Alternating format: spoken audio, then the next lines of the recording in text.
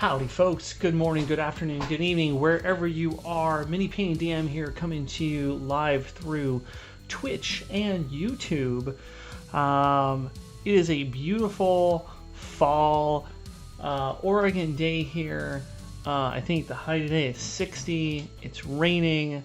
It's my favorite kind of weather for painting, and that's what we're going to be doing today. I've spent the last couple of streams doing mini prep for my Wednesday campaign, and today I'm going to be focused on getting a bunch of these bandits and pirates painted for the upcoming stuff in my Monday campaign. Yeah, gonna be jumping into it. Have some wonderful chicken dive-in for lunch that I'll be enjoying periodically throughout the stream. Got a nice big old cup of coffee here. And yeah, just gonna be jumping into it, enjoying some retro royalty-free synthwave. Alright, most of the minis I have available today are all of these guys here are all from Loot Studios. There is a... yeah, that's Loot Studios too. Loot Studios, all of these are Loot Studios. Up here do have some Artisan Guild lizard folk. But, yeah. Ooh, you know what? I do need to fill out my paint water. I'll be right back.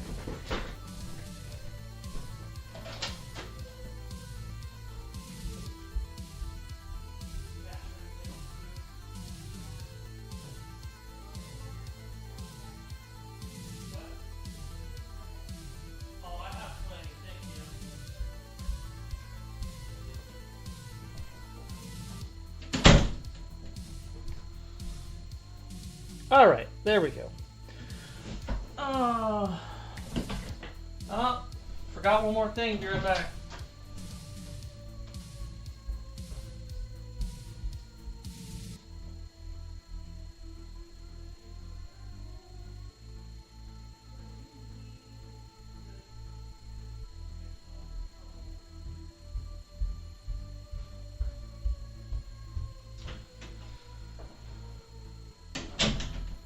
Alright, that should be the end of the interruptions.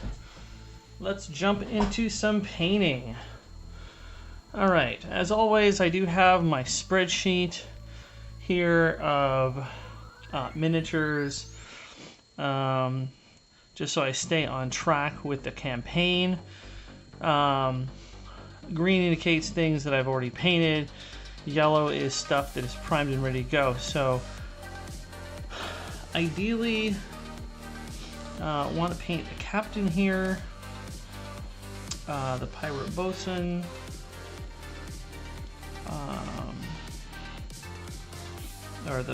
we've got the deck wizard. The deck wizard needs to be painted. Excuse me, he's going to be the first mate, and then the bosun.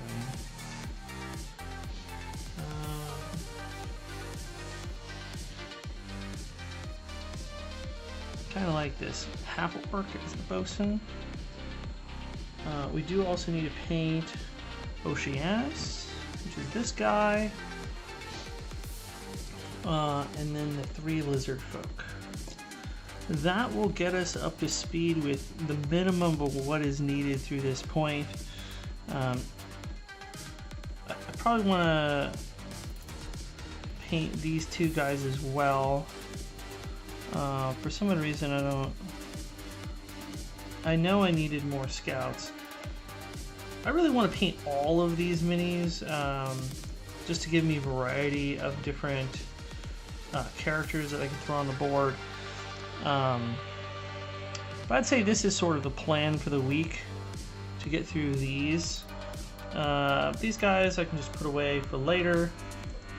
Maybe make them a goal for next week, along with we got the bullywugs, the rest of the lizard folk, etc. If things go really, really well with the pirates, I might try to make the rest of these pirates kind of a stretch goal. But we'll just stick with these for now. I think this is a big enough goal for the week that if I get through this, I'll be happy. I've been averaging about 15 to 20 models a week. So this is what, 7, 10. So, you know, this is probably the minimum I should be able to get through this week. And then what? I've got a stretch goal of 6 more pirate type folk. Yeah. All right, so I think that's a good plan. Now I've already done the texture paint on these lizard folk on the bases. I don't have to do texture paint on the WizKids minis because they are already texture bases, but this deck wizard does need some texture paint. So that's the first step I'm going to do, is get some texture paint on the deck wizard. The reason why I try to start off with that is because it is a long drying process for the texture paint, and I just like to get that out of the way early. As always, try to mix things up with my vortex mixer. Even the texture paint, as you can tell in the pot there, it kind of separated. Now we've got a nice even consistency of the texture paint and the medium that is in it. Because this is basically a combination of sand, primer, medium, and paint. So it separates quite easily. You just want to make sure it's good and mixed up prior to use.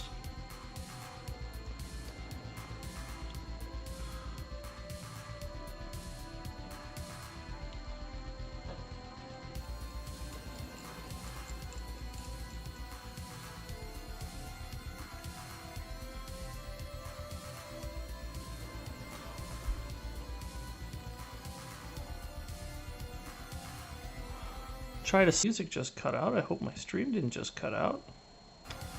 That would suck. Oh, there we go. Things are rolling again. Alert. OBS Studio disconnecting, reconnecting. Reconnection successful. Woo! Stream cut out for a second there. I must have had some kind of short internet blip. Thanks, Comcast. I really should upgrade to Ziply Fiber. It is apparently available in my area. And I know that I would get both a better connection, better upload speeds, which would be better for streaming, and honestly, it'd probably cost less than fucking Comcast. So we will see. I do have a Ziply brochure that I got in the mail just the other day.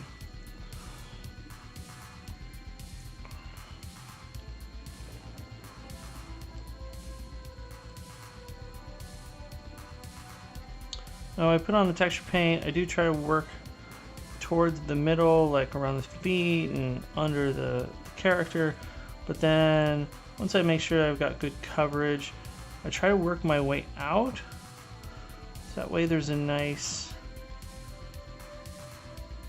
extra bit of texture near the edge.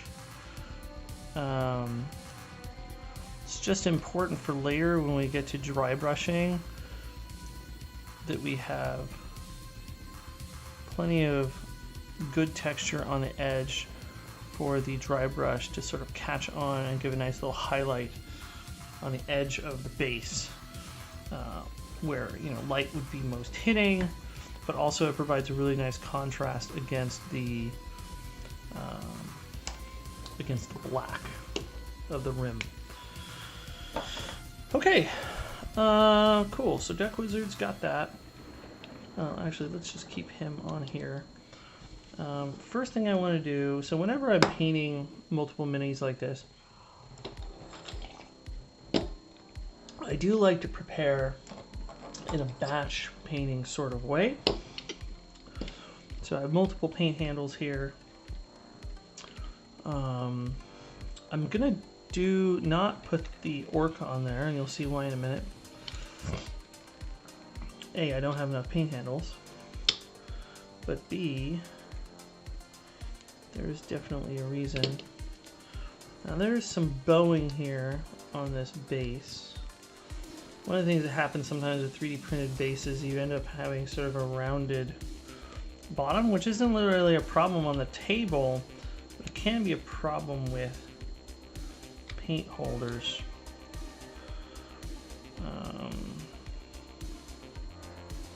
There we go. Sometimes you have to sort of rotate it on its base so you find a good spot where you have a good grip.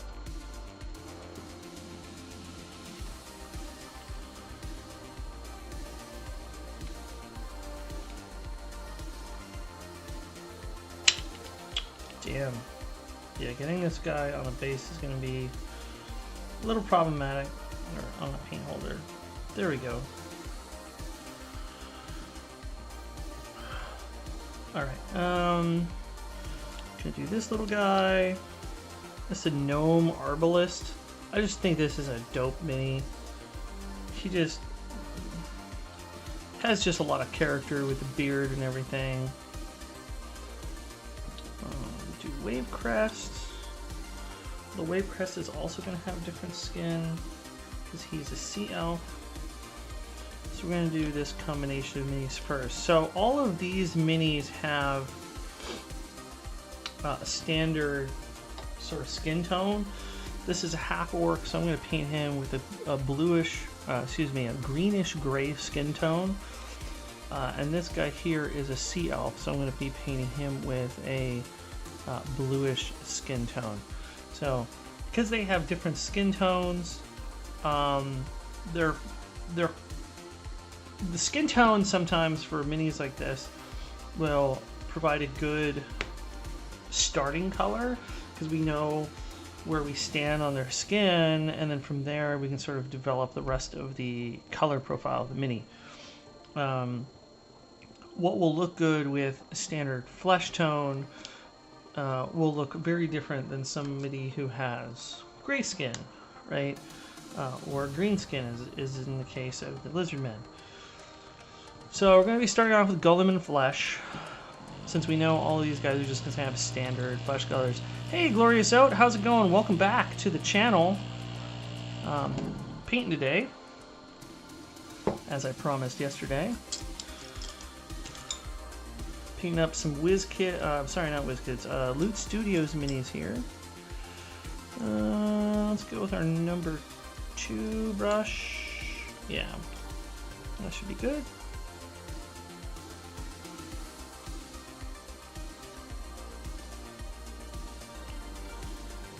Alright. Got our paint nice and mixed in the vortex mixer, and yeah, we're just going to go in here and try to hit any kind of exposed skin areas. Now this pirate captain doesn't really have much. Oh shit. Yeah, his base is going to be a pain in the ass.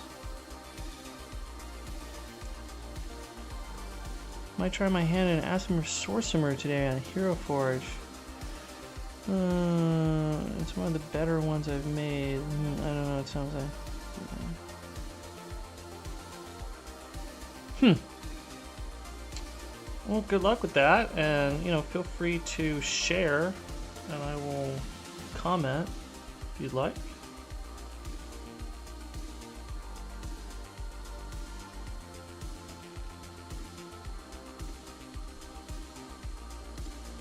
This guy amazingly does not have that much flesh on him at all. Just a little bit there on the face, and everything else is covered. He's got gloves, he's got full-length boots.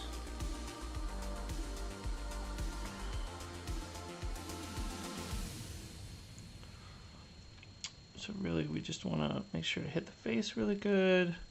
Try not to get too much paint on the beard. probably going to save the parrot as one of the last things I paint, just because I probably just want to do a nice wild color that really contrasts versus everything else on the model.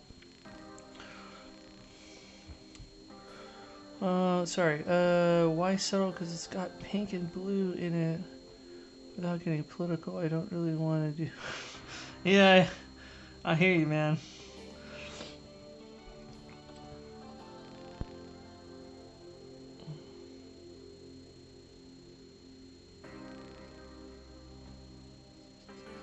Well, I mean, you could always do, you know, black is a good color if you've got some bold colors on the model already, you know. Black is always a good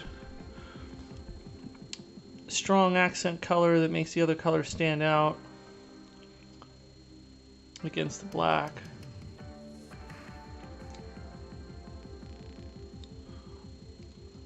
If you want to do more subtle. Alright, so it looks like he's got leather gloves, boots are fully covering, legs are fully covering, so again, for this guy, it's pretty much just the face. I just noticed how absolutely dope this guy's mustache is. Not only does he have like a full like garden gnome beard, but he's got like a twirly mustache.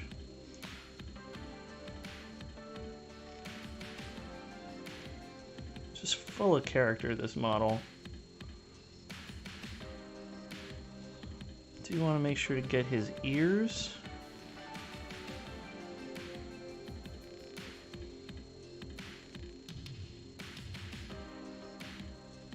There we go. As always, we can sort of dip our brush in water and just sort of wash away any contrast paint if it gets where we don't want it to be. Let's see here. Hero Forge, load,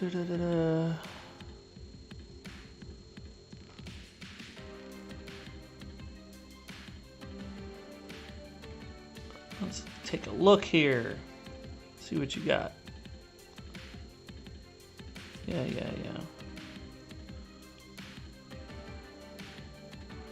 Whatever you say, Hero Forge. Oh, what did I just do?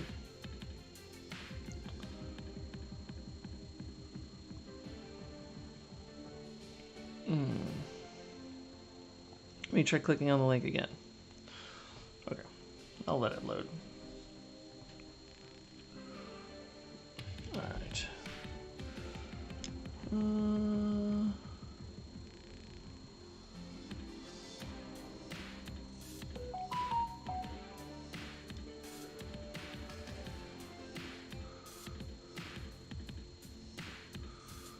I like the skin tone. The gold skin tone is it's kind of like a goldish gray, which makes it feel both asymmetric but not over the top. I will critique you as I have before. Again, any kind of like leaning or lunging poses is hard to pull off. It looks like she's about to fall down. I think it'd be better if she had more of a back stance. Sort of thing. But again, that's just me and preferences. Like the details on the hair. The dagger is a nice touch. Yeah, overall, just great pose. I would just, again, sort of change maybe the leg positioning. So it's more of like a back stance. You can still do shooting up like that, but yeah.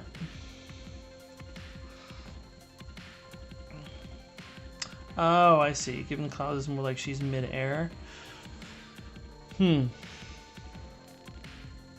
Can't change the leg positioning, actually. Oh, well, that sucks.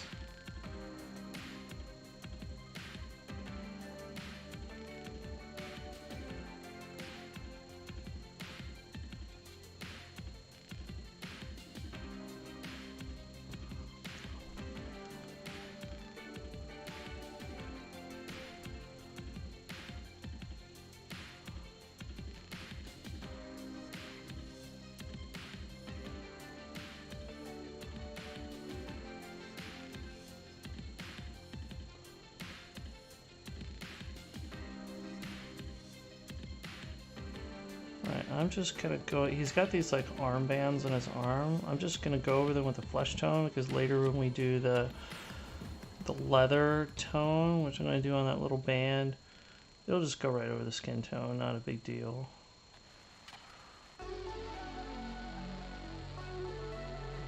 Same thing with his little like wrist.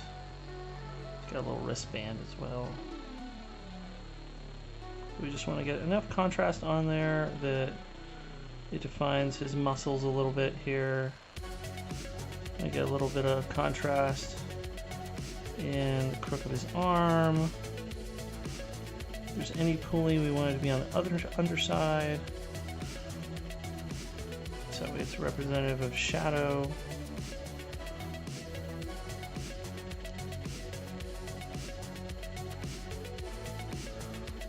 We're going to go in with a really, not quite sure how I want to paint this spyglass, probably a brass color. So I don't really care about getting too much paint on the spyglass, because that will, the metallic paint will just completely go over it. Try to do some weird colors with the waddle theme and doing the celestial going to the land of air.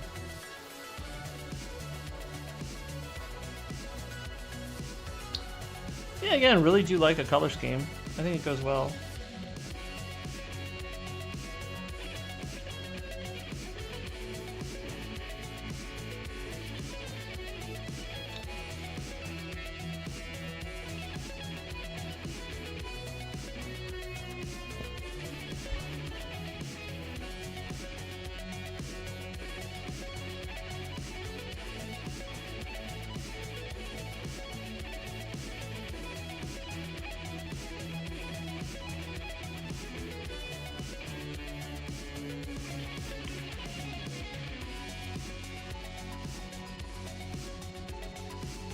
Cool.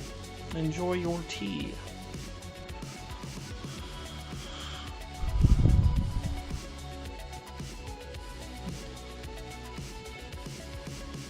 I should actually eat my lunch before it gets too cold.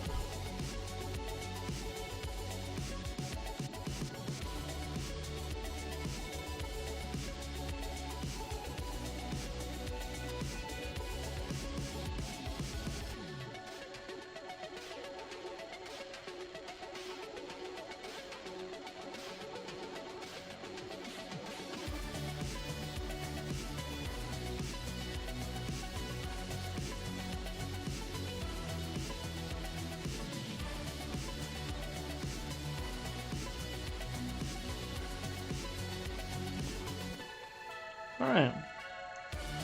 Should be all of his skin tone. Let's do our deck wizard.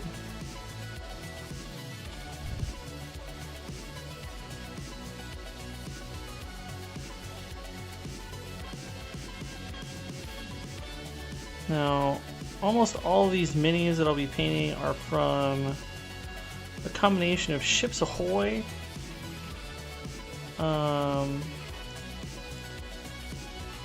and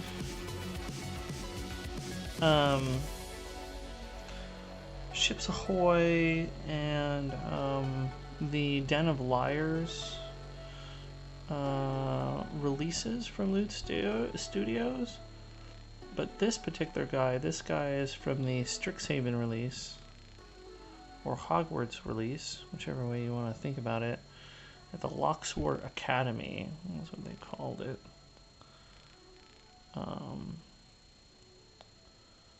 I thought it was something halfway between Hogwarts, Locksword, and Strixhaven. Alright. This guy has a lot of skin, so we really want to be careful with this on how the paint will end up pooling on his belly. We don't want any weird dark marks in the center, other than sort of He does have some different skin folds, but as you can see there, like I was getting a little, just kind of like want to push it around until you get it where you, like the right amount of paint where you want it. This is one of those things with contrast paint that makes contrast paint deceptively hard. I mean, it is beginner friendly in a way, but also not if you want clean paint jobs like this, especially on large surface areas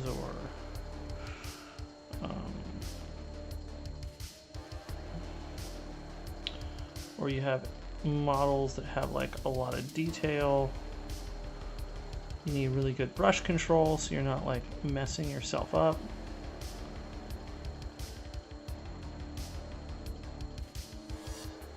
I'd say that's the two things about contrast paint that again makes it deceptively not beginner friendly.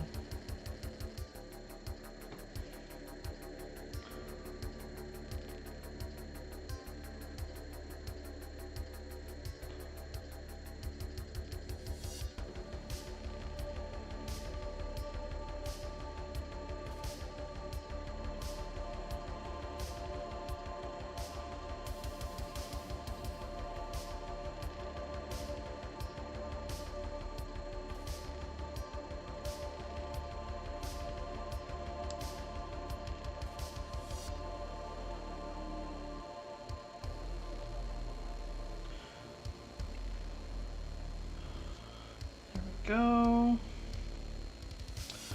It's really when contrast paint first came out, there was a lot of people that like in the mini painting community that were not very supportive of it, and it actually took quite some time before people really in the hobby community started embracing it. You know, and there were some people who didn't even embrace it until, what was it, Vallejo had their speed paint line, the Army Color speed paints, or no, it's not Vallejo, Army Color. And then all of a sudden people were like, oh, well, maybe this is good. Multiple companies are getting in on it, so there must be something good about it. But there were a few people out there who really jumped on it before other people did. Squidmore notably really embraced it as part of their process. I mean, they still do a combination of different painting techniques, but you know, for what they do, especially when they're trying to get armies cranked out quickly,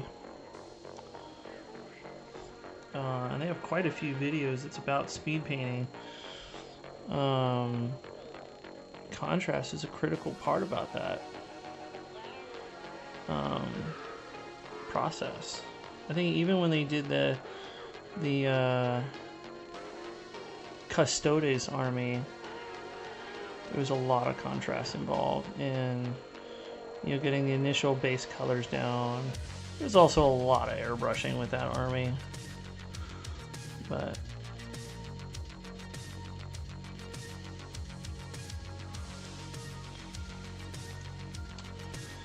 oh, sorry, I was out of frame there. Alright, places where there's skin left on this guy. I think there's a little bit of skin here on his knee.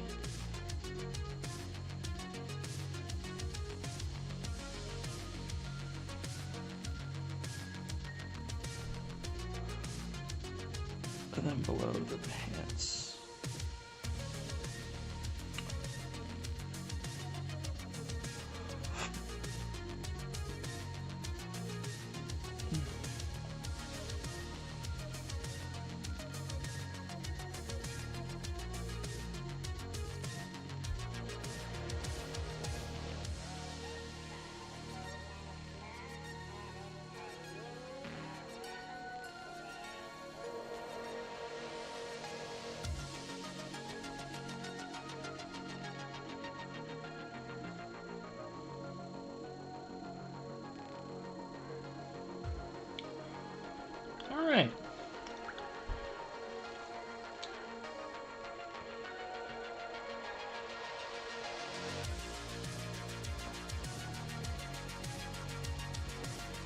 Alright, I'm pretty happy with how that skin tone came out on him.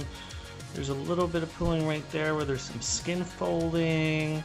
But overall, everywhere where there's like dark spots, it's because there's skin folding or muscles or something like that that really helps sell it. I just realized he does have like fingerless gloves on.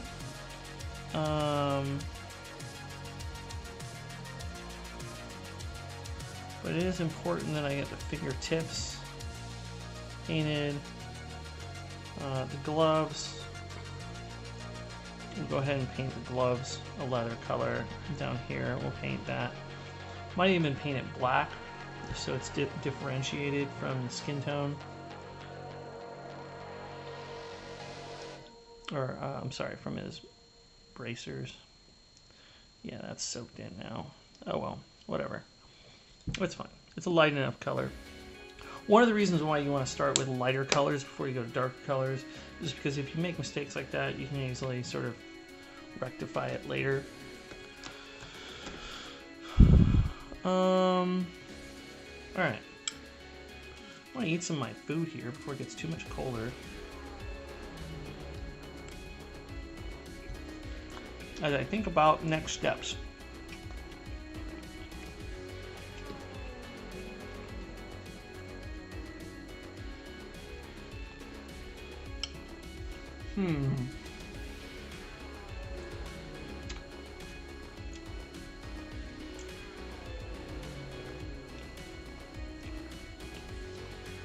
Sometimes what I'll do is I will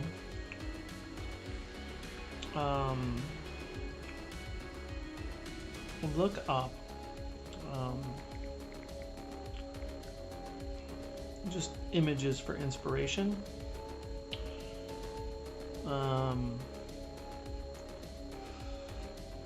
You know, we got all kinds of different. A lot of times we got pirates depicted with like red coats, black hats. You got a lot of the Pirates of the Caribbean stuff, of course, as artistic inspiration. A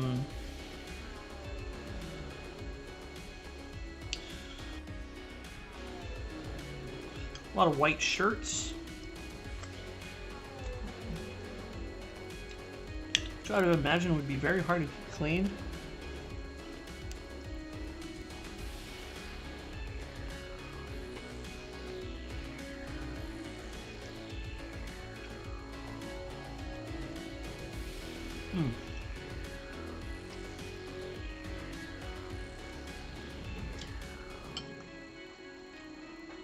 One piece of fat. Nobody likes that. I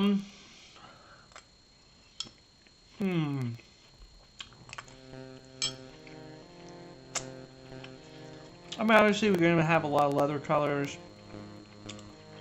Probably use a combination of my standard snakebite leather as well as the dark leather, which is just a two-step process of certain areas, highlighting it, not necessarily highlighting, but making a second pass with ballisticum gray,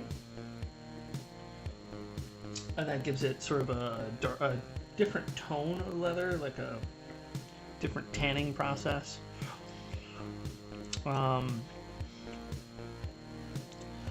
Red is often used as a highlighting color, so we'll probably use a combination of, see here we got Blood Angels Red.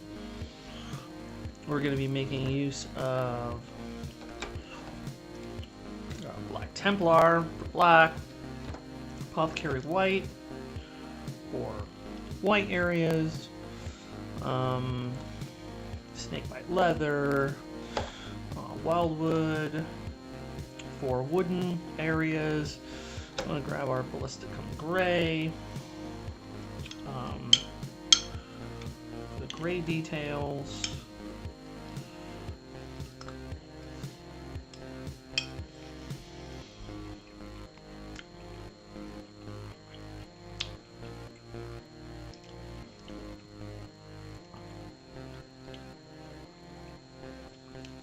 We probably also want some royal blue colors in there. As some alternate colors. Got some nice dark. Got a nice dark blue here. Leviathan blue. A really great color that I like using for anything that I want to feel regal in any way, shape, or form. We've got this Sigbold Burgundy. I think it's just a great fucking color. I might use it on him.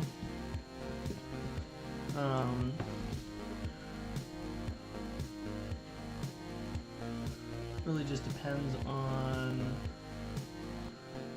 where I want to put the red or the black or whatever, right? Because with him, he's got more of just a, it's actually a very dark blue coat, I think.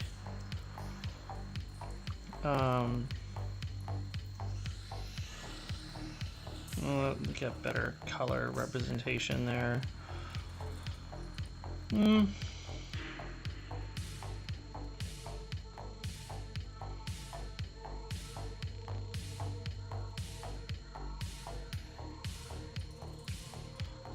Got some lighter colors, but yeah, see here, like this guy, he's got like a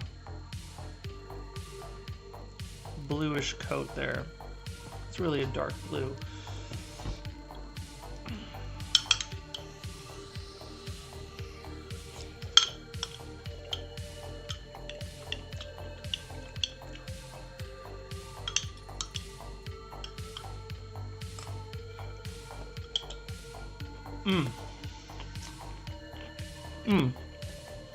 Some other colors we're gonna need. Skeleton cord for any kind of bandages. Agros Dunes, I think I'm gonna paint this like he's like sitting on some sand. Agros Dunes is a great sandy color.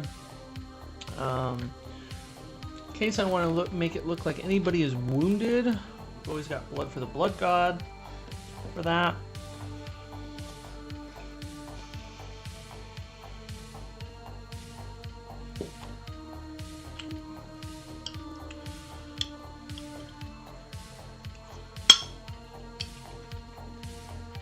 For the flame here, I'm going to want a combination of Illidan yellow, Gryph-hound orange, a little bit of ball red. Actually, no, we'll just use Blood Angels red and Black Templar. Got a really great process for making fire look like good fire.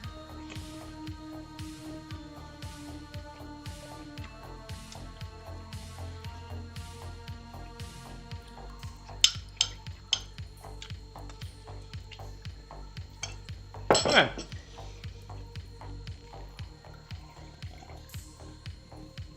I think that's the color palette that we're working with. Now I just have to do some mixing here. And we can jump into it.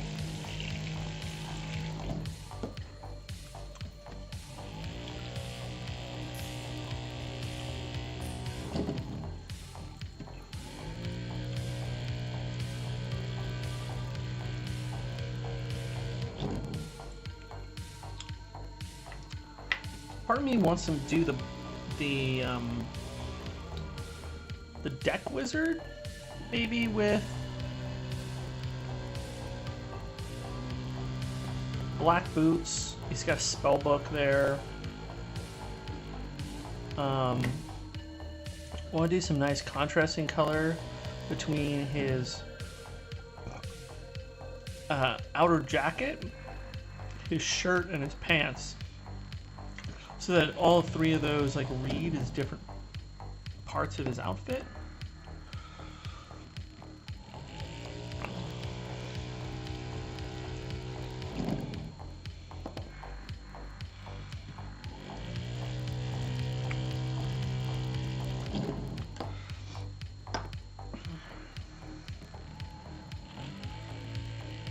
A lot of times when I'm painting stuff, I will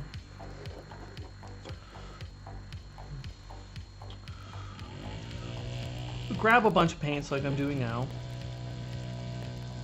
Oh, hey, welcome back, Glory Zote. Yes, I do run D&D 5th edition.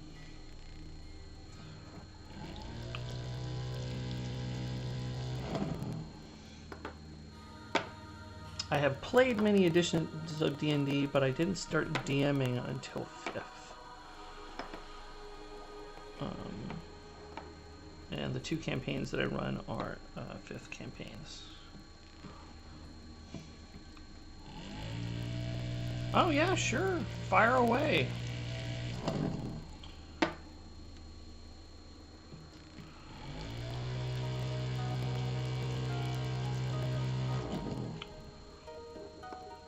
Wildwood.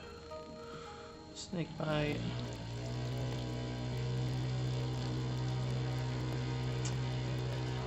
Steady aim. I would have to remind myself. But give me a second.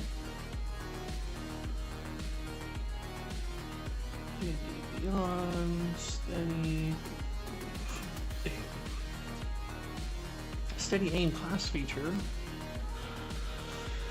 As a bonus action, you give yourself advantage on the next attack roll on the current turn. Okay. You can use this bonus action if you haven't moved during this turn. After you use the bonus action, your speed is 0 until the end of the current turn. Okay. Alright. Would you allow someone to use this while mounted? No. No. I don't think so. That doesn't fit with the... I would not say that your aim is steady while you were bouncing up and down on a horse.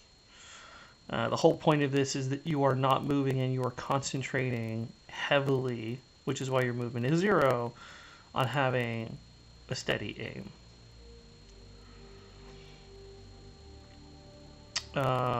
So yes, regardless of what kind of mount, I would allow it for any kind of flight that allows you to hover. But even that would be, as long as your movement speed is 0 and you are not moving.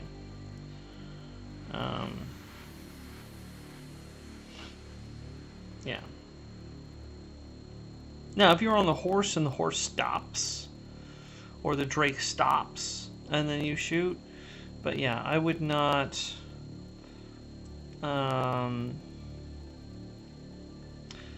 Yeah, see, just like this discussion that's having here on D&D Beyond, my takeaway from this rule is any type of movement or repositioning body would invalidate steady aim. Going prone. See, that's getting into some how do things different interact. I think with D&D, a lot of times you have to think about rules as written versus rules as designed. I'd be interested to hear what Jeremy Crawford's commentary on this is, but yeah, conceivably, if you were steady aiming,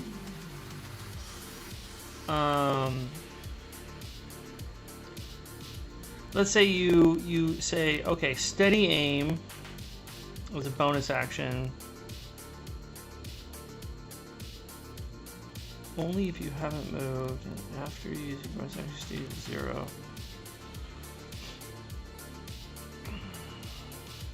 Like, for example, if you said, I'm going to steady aim and then I'm going to hold my action until, like, I see an enemy and then I'm going to fire, but then somebody, like, snuck up from behind you and pushed you and knocked you prone, I would say that would deactivate your steady aim for the purposes of your reaction.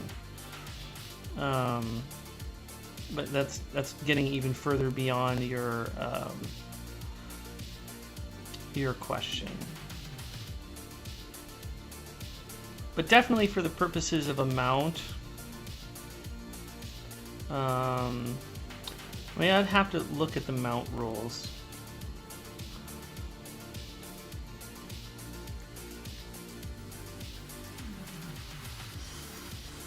because I think when you're riding on a mount, you know, mounted combat is not something that comes up often.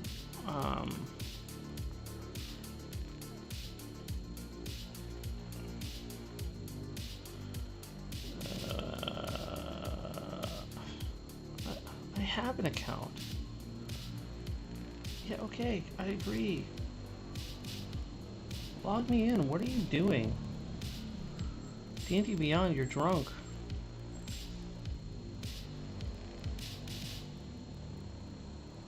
I don't want to create an account. Just log me in. I'm a freaking legendary subscriber. What are you doing?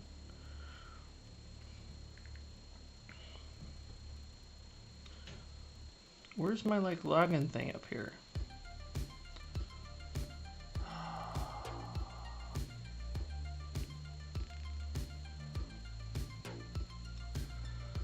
D&D Beyond sources. There we go. Okay, whatever.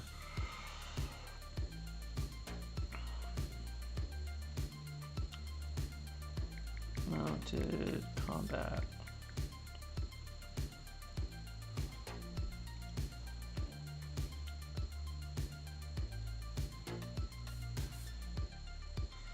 If I multi-class to a rogue or monk and use my bonus action to disengage while mounted, does that apply to my mount too?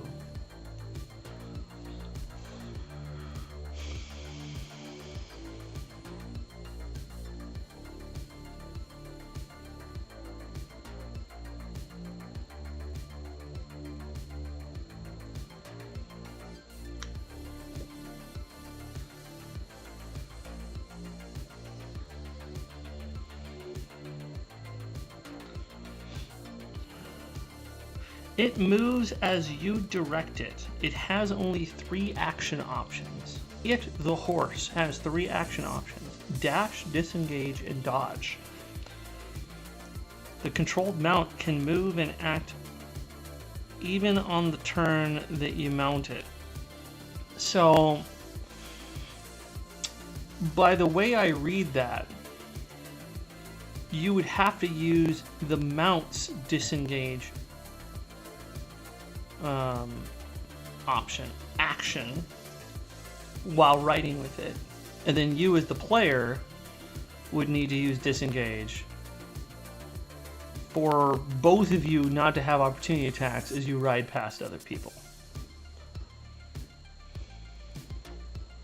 But the good news is that's not a problem for you unless you are trying to also get your horse to dash. But if your intention is just to get out of trouble while riding something, I would say have the horse use its disengage action, and you as the player mounting it would also disengage.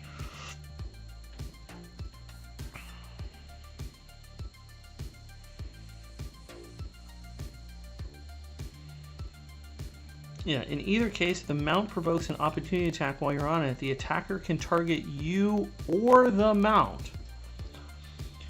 So, for both of you to not be able to be targeted... Well, okay, here's the thing. You can just have the mount disengage. Well, no, in theory, you would provoke opportunity too. It's just interesting the way this is worded. They can attack you or the mount.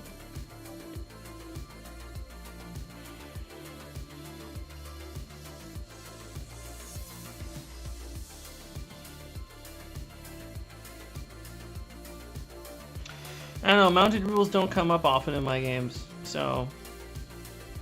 But that's how I would interpret it. Is you would need to...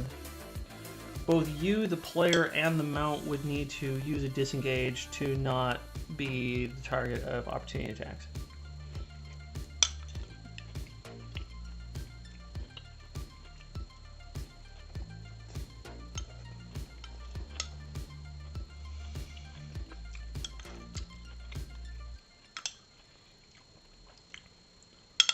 Hit and run as a Drake Warden wouldn't work that well. Well, Again, the mount can disengage. You can disengage as a bonus action, and then use your action to attack. So yeah, you could hit and run as a Drake Warden. Why not?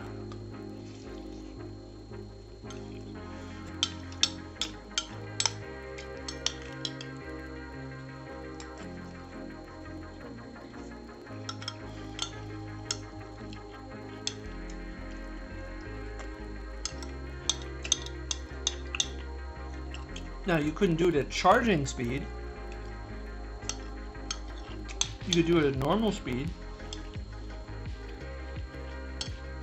which means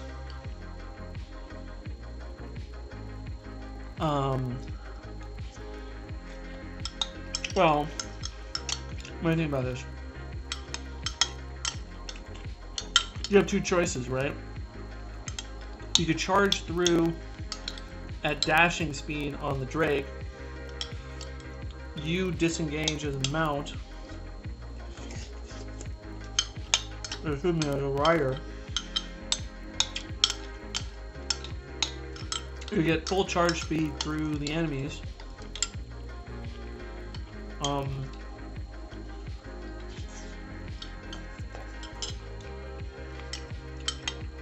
Again, though, I'm not really sure what your objective would be to hit and run, because let's say unless your mount, I guess if your mount has like a movement speed of 60, you'd be 60 feet away from an enemy. Say this is you, this is enemy, and you're 60 feet, and the enemy only has like 40 feet of movement. If the Drake dashed, it would go 60 to the target and then 60 feet over here.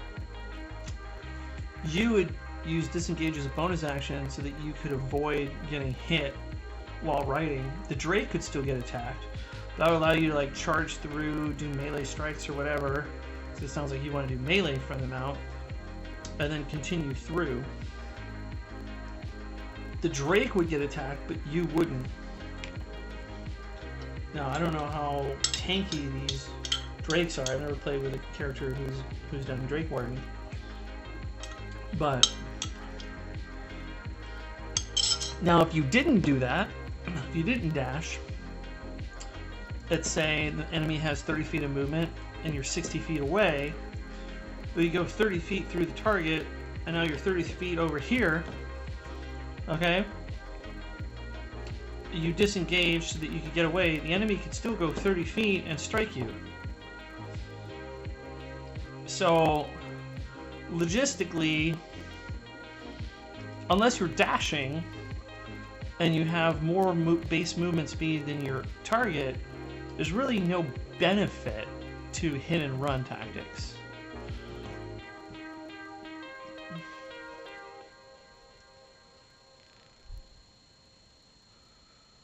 Just looking at some of the racials, and I gotta say, I don't like the Unearthed Arcana kobolds removing pack tactics and sunlight sensitivity. That is pretty lame. I agree, they should have sunlight sensitivity. And pack tactics is kind of like one of the defining traits of a kobold. I agree with you there, 100%.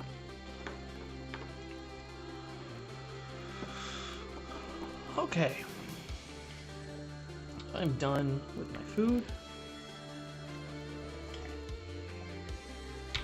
Let's get some more painting done. Alright, I'm going to start slapping on paint that I have no question in my mind how I want to paint it. Gonna grab Aggroed Dunes, gonna have Skeleton Horde. Gonna grab Silicon Gray.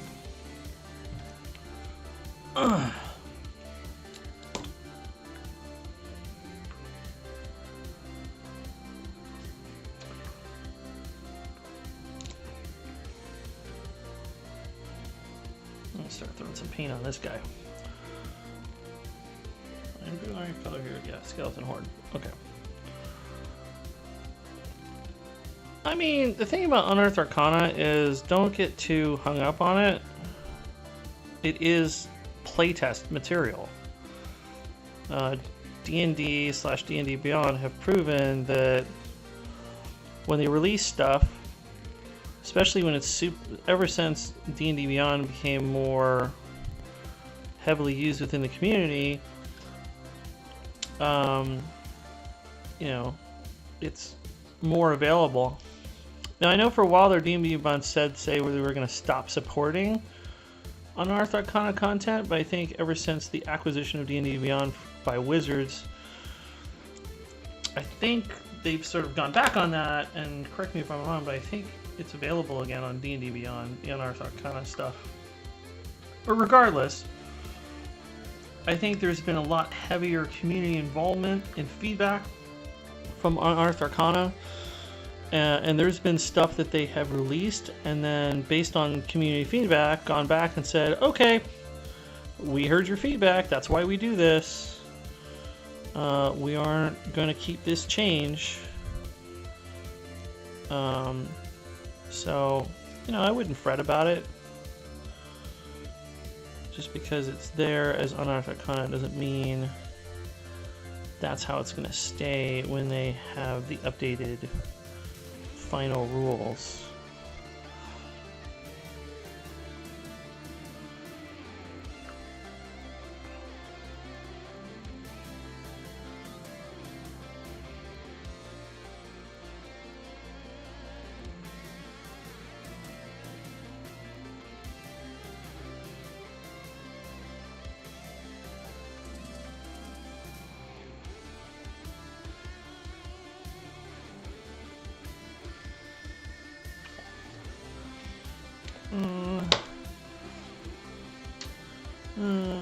Though the call logs recordings or any other mini class, this is pretty good.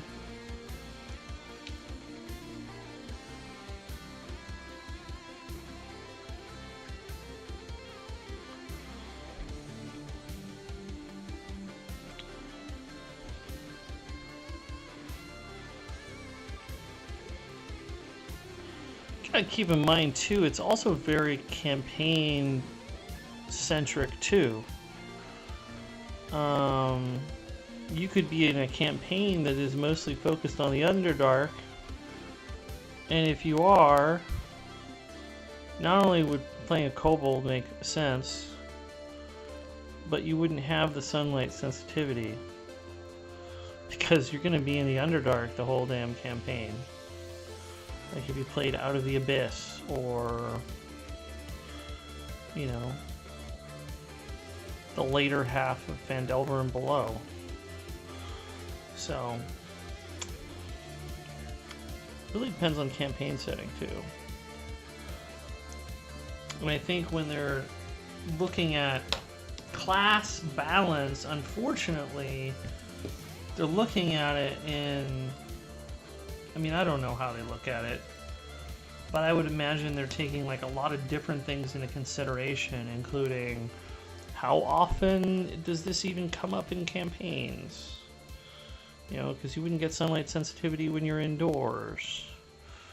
Or underground in a dungeon, or in a catacomb, or pretty much any time you're in Ravenloft. At least any time you'd be engaged in combat in Ravenloft.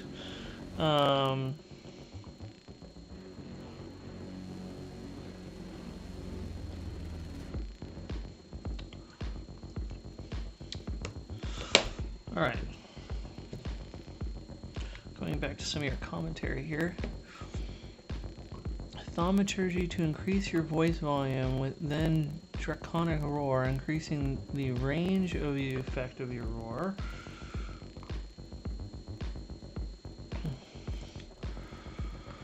Uses a pure intimidation technique and still fearing enemies that don't see you if the DM allows it.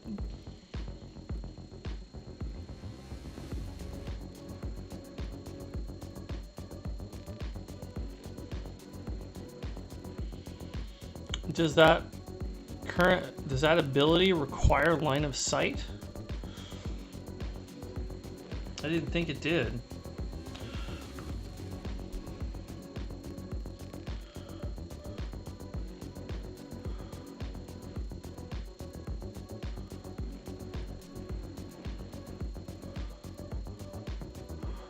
Although you have to bear in mind, though, again, just mechanically, what are you trying to achieve by causing something that you can't see you to be fearful of you?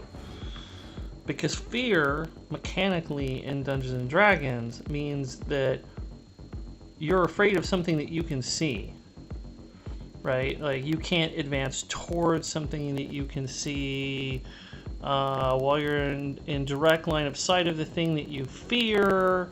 You can't, you get disadvantage, blah, blah, blah. So, again, just thinking about it mechanically, let's imagine for a moment that something hears your roar, is terrified of this thing that it heard, but it doesn't know the source of what it heard.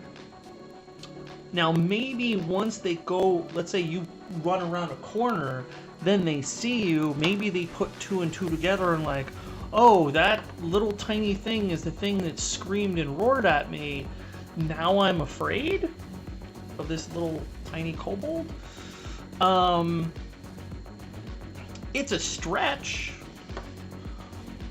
but again, until they actually see you, there's really no benefit to them being afraid of you. Now, once they see you, then they maybe like cower in fear and they can't approach any closer. But I think it would be unbelievable to say, well, they can't approach you when all they heard was a sound. They don't know where that sound came from.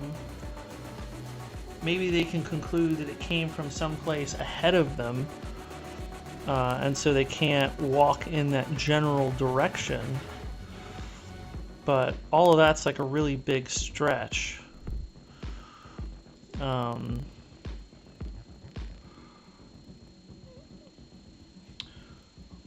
Also, how often are you in a situation where, you know, maybe you sneak into a room and you see where enemies are, and you know that there's enemies in the next room or whatever, and so you, from a place of hiding, roar. Again, I would probably give them, and then you guys pop out and try to ambush them.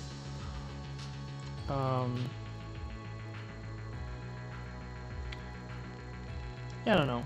I would think about it mechanically, but I think that there's just a lot of complications and what ifs there. That might be like a handling on a case-by-case basis with the player. Maybe I would allow it, and then depending on the situation, and then be like, okay, well, he's afraid of whatever made that sound, and he knows that sound came from that direction. So now that he's scared, he won't approach that direction because he knows the source of his fear is unknowable from that direction. And so until then, he won't go in the direction of the sound that he heard. That's the way I'd rule it.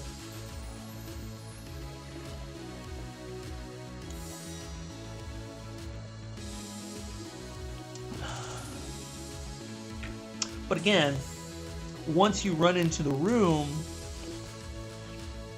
they may not associate that sound even with you as the kobold. They may think that there's a dragon in the next room, which means they would still be afraid of moving in that direction, but I wouldn't say that they would be within line of sight of they wouldn't have the disadvantage of being in line of sight of the source of their fear. That's the way I'd roll it.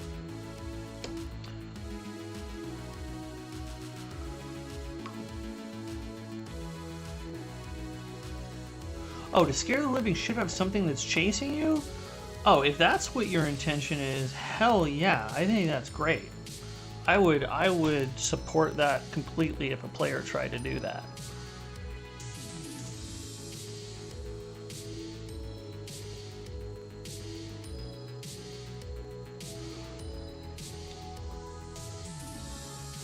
You just hear a big roar and you're like, nope, don't want to go that way. I have no idea what just made that sound, but those idiots that I'm chasing, they're running towards that big scary sound, and I'm just gonna let them get eaten.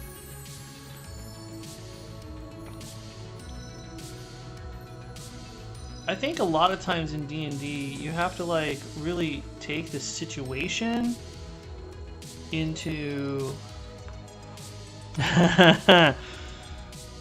you really have to. That's why I like rules as interpreted as opposed to rules as written, and taking the spirit of the rules into consideration. And yeah, if a player wanted to do that just to scare people off their trail, I'd be like, hell yeah, let's do this.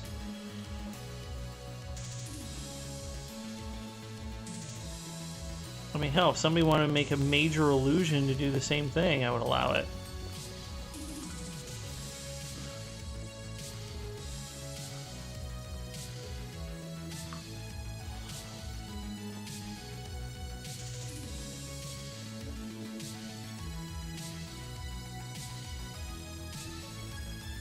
The one thing that I don't like to do is when players try to turn cantrips into something like super powerful. They're trying to do something super powerful with what is just a cantrip.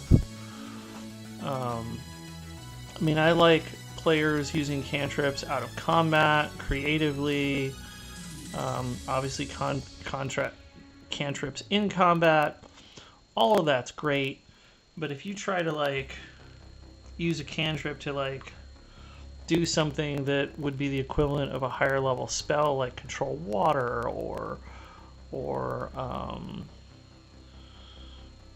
just stuff that you would normally expect from a higher level spell slot, that's where I get a little bit sticky with the, no, come on guys, rules is written.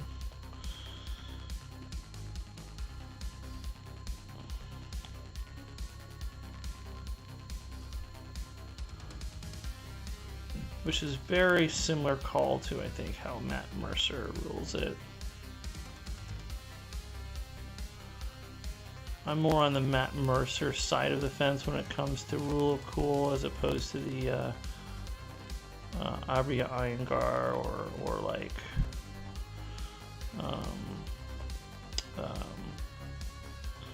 Dimension 20 guy. What the hell's his name? Brent Lee Mulligan. My biggest gripe with D&D has got to be how limited stuff is. I know that all this will prevent people from becoming a god because the player studies physics and he's making a goddamn nuke. Artificer.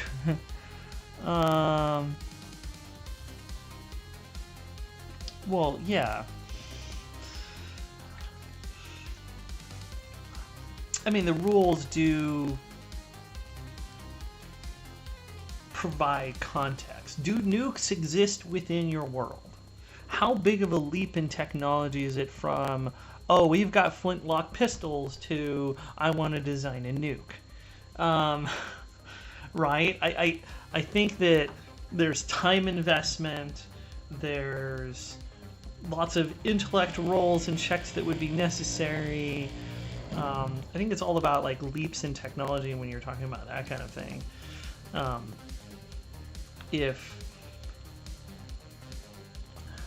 somebody was like, I want to make a bomb, a primitive bomb out of gunpowder, okay, cool, let's go. That's totally different. Alright, so let me just describe this technique that I'm doing right here. This is a combination of different contrast paints, and we're going to slap this on really, really fast. And we're going to essentially do some wet blending with contrast to get this cool flame effect. So right now I'm doing Illidan yellow. It's a little bit of, it's actually a printing error on the bottom of his hand here, but I'm just going to make it more like fire. Alright, so we do Illidan yellow, and then we're going to go to Gryph-hound orange. And with the Gryph-hound orange, we're going to do less towards the center of it or the outside or the edges. Very subtle. And then finally, using a smaller brush, I'm gonna grab a little bit of Blood Angel Red here, and I'm just gonna do some, again, just very much at the top. The further we are from the core of the heat, the less yellow we get, the more red we get. I'm going to do just a little bit down here as well. And then finally, at the very, very tip of the flame, where we want essentially to simulate like there's smoke, we just want a little bit of, just a little bit of black.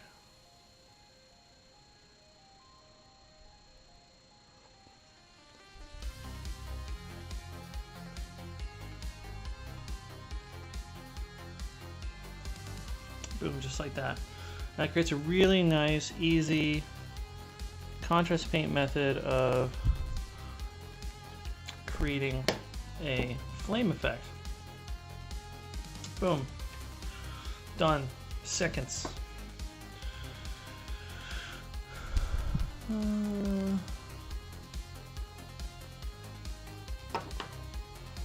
Can't imagine such so to be complex. Just another branch illusion, I guess. Think too narrowly. I always think sight and sound.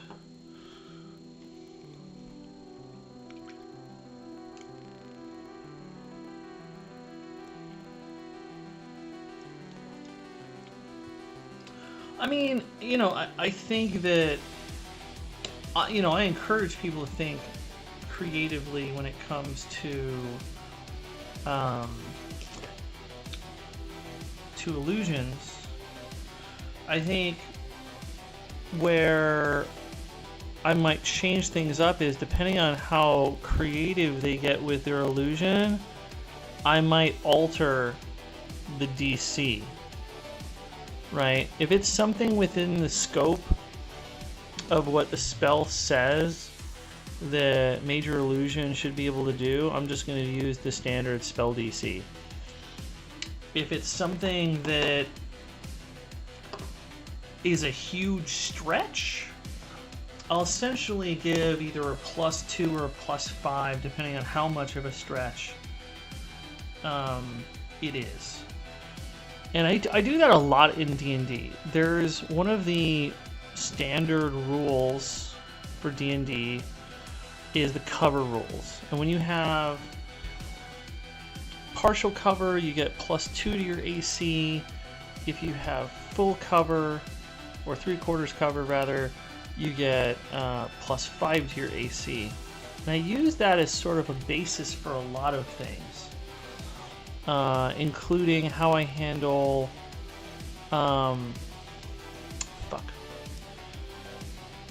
including how I handle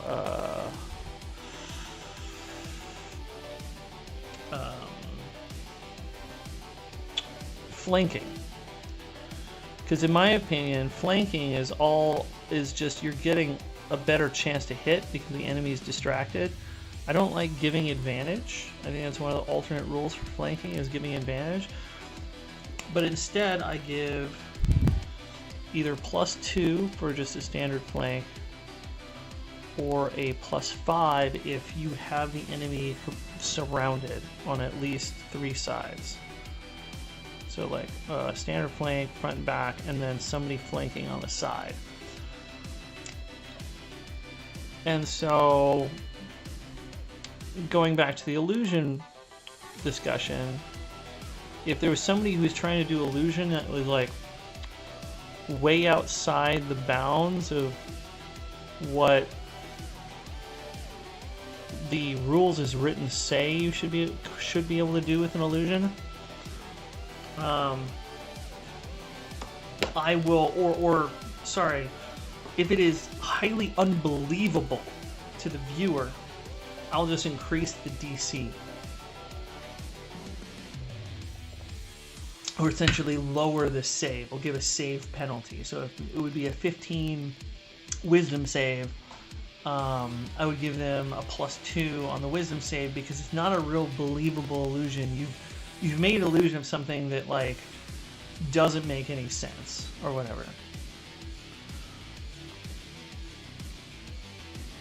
There's a problem, I think, with this spell idea.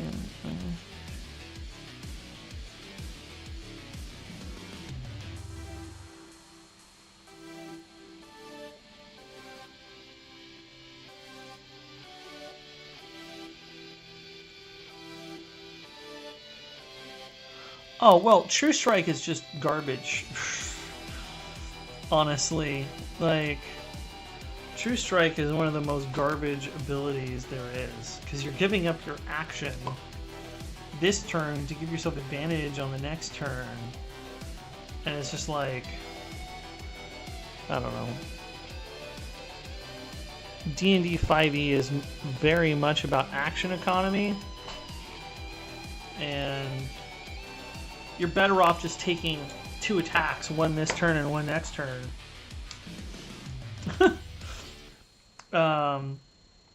As opposed to ever casting True Strike. Because you could hit 2 turns in a row if you attack this turn and next turn. You can also miss twice. Or you can hit once and miss once. Either way, you have more chances of doing more damage if you just take 2 turns attacking than giving up this turn to attack next turn. Is dumb.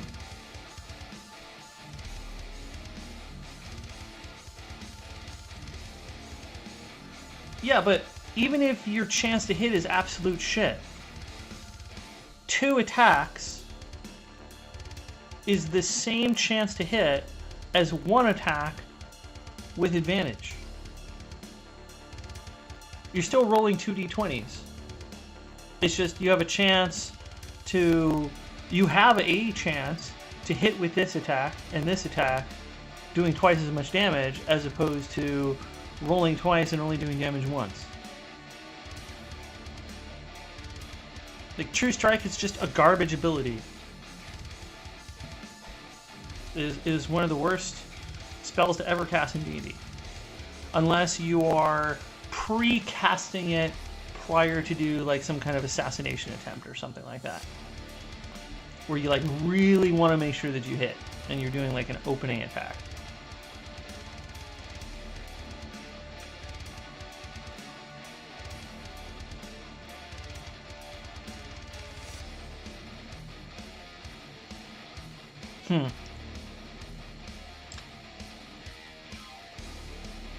No idea there. I've only played a little bit of Baldur's Gate 3.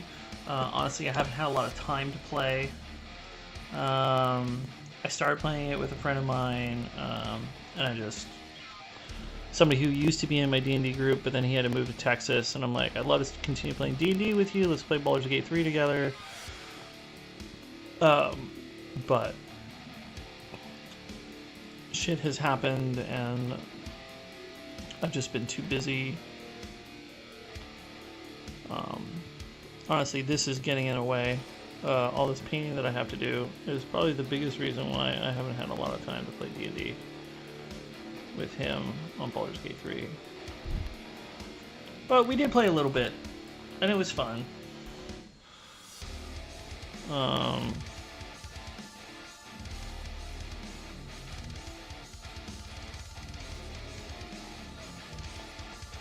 There are some things in Baldur's Gate 3 that I think are really good to sort of take to the table. They're nice house rules. It's not super relevant, but I like the idea of limiting the amount of times you can short rest per long rest. It's really only relevant if you've got like a warlock in a party or somebody who just wants to short rest after every encounter.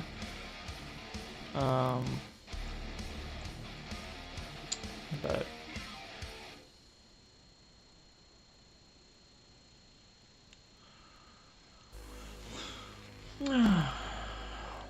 alright, just going around on all these minis and picking out all the stuff that I want to be leather.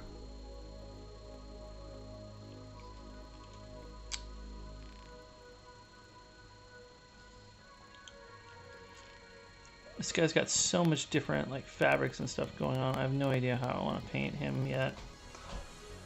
I don't even know whether I want to paint his gloves brown or black yet. I think I'm gonna have to do the hat, the gloves, and the boots black. And maybe I'll do Lebanon blue for his coat. Maybe I'll do a red coat. I don't know.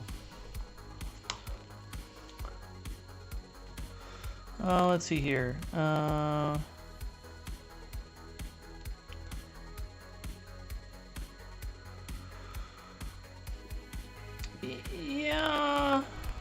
Yeah, again, I think that True Strike is good in that scenario where you are playing a rogue and you want, especially if you're playing an assassin, subclass rogue,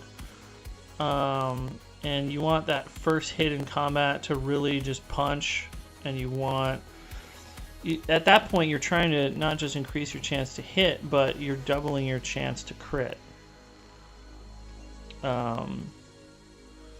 So, and if you crit on that assassin strike, although I guess if you're assassin subclass, you automatically crit in the first round of combat, and you have advantage on the first round of combat anyway, so what's the point of True Strike?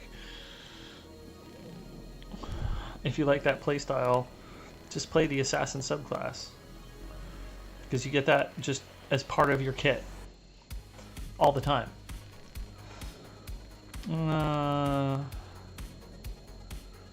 Yeah, the story tells you to hurry the fuck up. So doing tons of long rests sounds like a really bad idea story-wise, but they're already telling you to go as far as you can with as little rest as possible, which ends up with some of your characters having nothing left. Yeah. It is very interesting, their design choice there within Baldur's Gate, and I get it, right? Like, if they didn't do that from a story perspective, players would just, like, especially since you can be in the Underdark and just hit a button and long rest.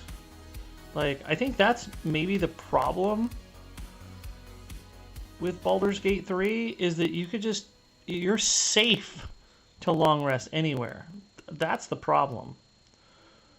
Because they designed the game the way they did, with the way they have the sort of the camp and everything, you could be in the middle of some evil, you could be in a hag's lair, you could be wherever the fuck you want and long rest. There is no, other than this, you know, looming threat of you got a tadpole in your head, there's no threat of long resting that's environmental. And I think that's one of the flaws of Baldur's Gate 3. Like, if you've played any of the old school D&D games, you know, finding a safe place to rest was huge. You know, one of my favorite series ever is Eye of the Beholder, the Eye of the Beholder series. And you'd have to, like, find a room, lock yourself in the room somehow, and pray that something doesn't, like, open the door or figure out how to unlock it or whatever and come in and ambush you in the middle of the night. And, like, if you're talking about, like, real D&D, you have to figure out a safe place to rest and, like, plan it out. And is this weapon just bound, or does it have an actual, it looks like that's the actual blade.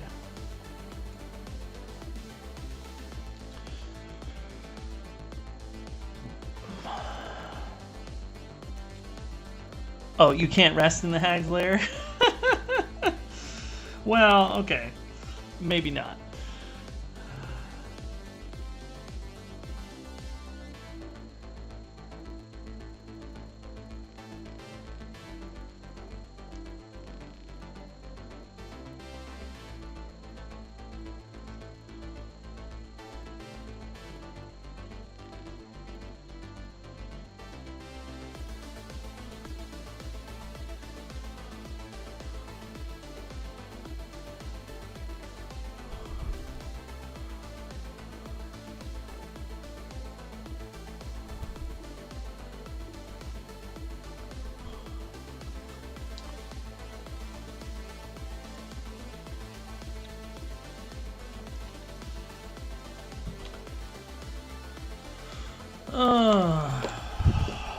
This guy's gonna have to have a ginger beard. I'm just doing it. Just doing it. He's got such a fabulous beard. He needs to be a ginger.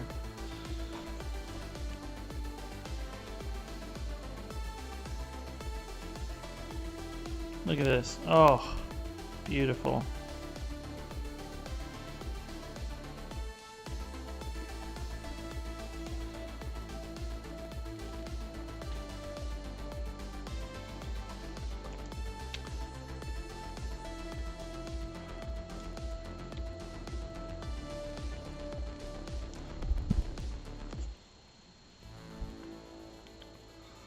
All right. Using Griffhound Orange for this, by the way. Great color for any kind of ginger hair situation. Just looks great. All right.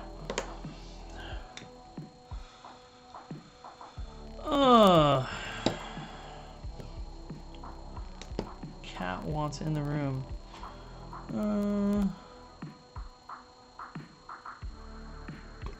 I did not fight her.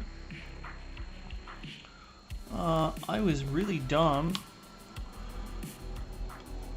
and tried to negotiate with her. And because when I met her in the town, she's like, I can help you with that tadpole. I can help you with that problem that you have. Because I'm playing the urge. And she's like, well, like, what kind of bad urges are you having? I'm like for example, I want to throw you in that boiling pot over there right now. And she's like, oh, well, I think I can help you with that problem. I'm like, okay, cool. And she's like, meet me at my house, and I go and see her. And she's like, I can help you with it. I can take it out. And I made a deal with her, and I got screwed on the deal. I should have known better. I mean, it's a hag. But it's fine, whatever. I'm more intimidating now.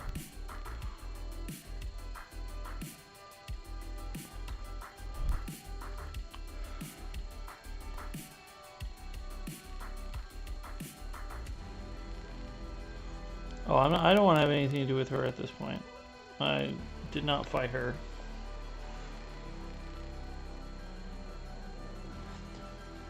I know better with hags. Like I said, I shouldn't have even tried to make a deal with her, but it sounded like a plausible solution. I should have known that the game wouldn't give me an actual fix that early, but really I wasn't hoping for a fix to the illithid problem. I was hoping for a fix to my urges. She didn't even help me with that, which kind of pissed me off.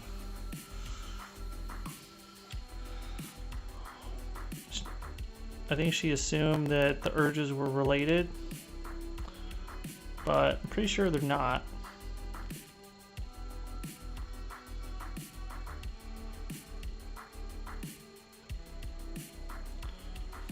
I'm undercoating his big, huge, hoopy earrings here with wildwood. This will allow us to go in later and put gold on them.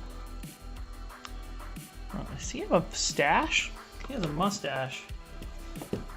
Let's see here. I'm gonna use Cygor Brown for mustache. I got a Githyanki Druid design somewhere. Oh man, I'd love to see Githyanki. Honestly, there's really not a lot of good Githyanki models out there in the miniverse. I mean, you saw me yesterday when I was doing my planning for that campaign. There really wasn't a whole lot of Gith available. Ended up using some Comet Lord models. but I just wanted more options.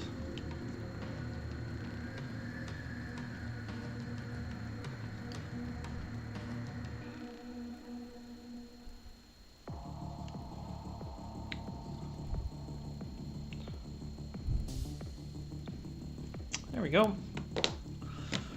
All right, let's just start putting some fun colors on. Jesus. I want this guy's little headband thing to be red.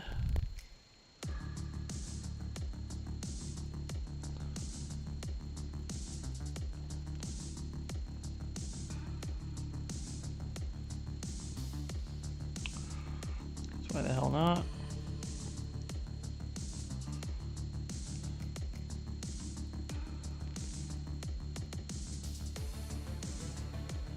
Want a nice clean line on this. Let's make sure to pull the brush strokes along the edge of the skull cap.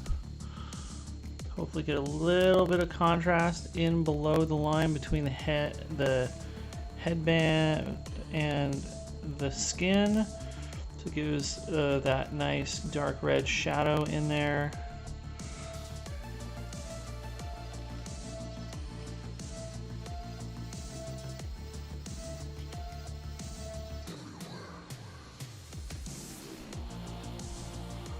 There we go.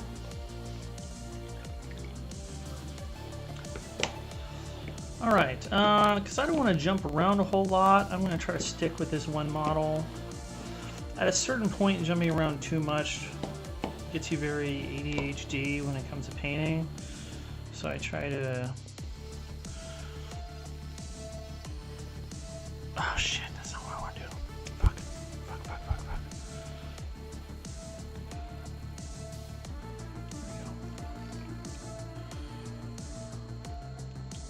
Breaking my own train of thought.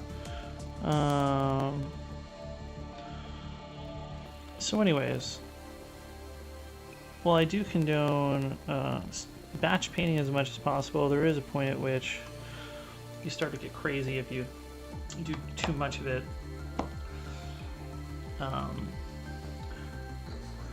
And sticking to one mini for a little while can help sort of restore your sanity.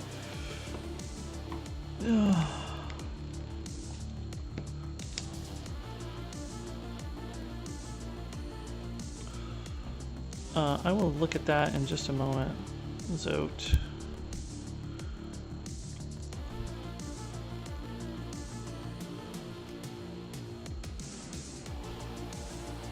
Been streaming for a while now and haven't finished a mini. I feel bad about it. So I think I'm gonna just focus on this guy for a minute, get him done, and I'll take a look at your links. Alright. Looks like he's got two different kinds of fabric here. He's got like pants, but then he's got this, I guess this is all part of his shirt that then continues on down through here.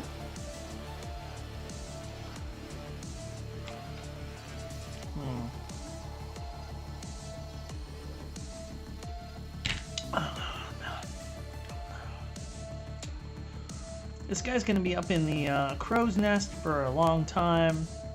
Probably wants a lighter color on his shirt. So I think we might just do apothecary white on his shirt. And maybe we'll do a darker color on his pants. We could also do a tan color.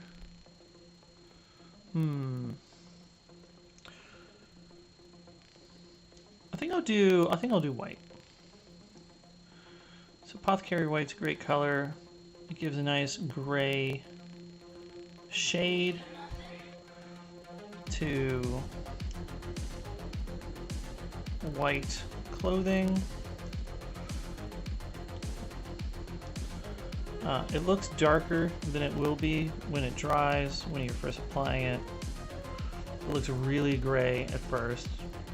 But as it dries, you'll see that the white really sticks out. This is definitely one of those contrast paints you really want to shake well too. I pre-shook it with the vortex mixer just because the pigment likes to separate, and if you don't do a good job of shaking it, you won't get the white highlights well.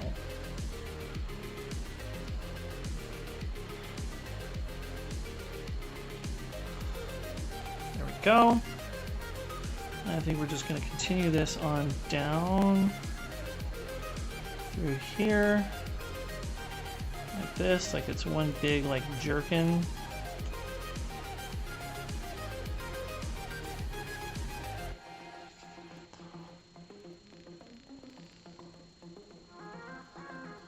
Again, when you're up in the crow's nest all day, you want cool clothing.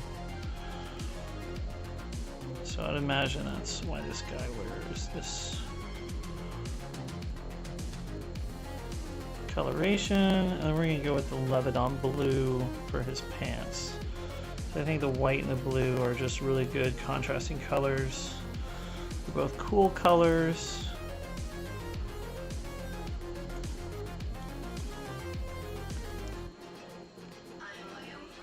Some other colors that probably would have gone really well on his top would have been like a yellow or a light green. I don't know, I like this. I also want to be careful not using too many colors across the whole unit. So that way colors don't get too confusing. You end up looking like a clown show. Oh man, this blue, this is great. This is the perfect, this is the blue I wanted. Yeah.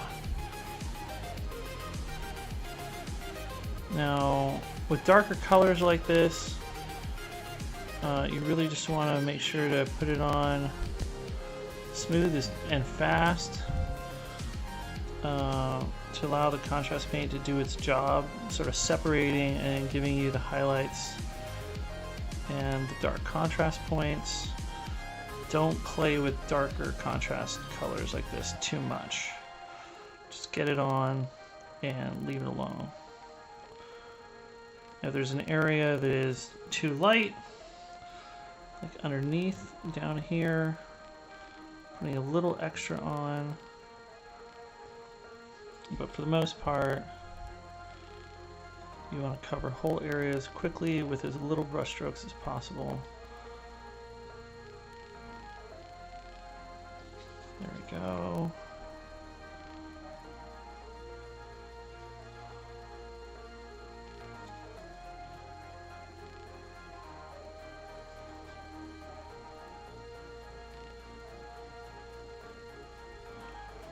All right. Well, as you can see, we got nice little highlights like right there on the knee. And you can see other like folds in the fabric where it's a little brighter. Overall, I think that looks great. And now that I've done that, it's the model sort of telling me that if you consider the fact that he's got his foot on something brown, the base of the model is brown, we got blue pants, I think he needs black shoes. These look like black loafers anyways, so using black Templar, which has a really good gray highlight to it.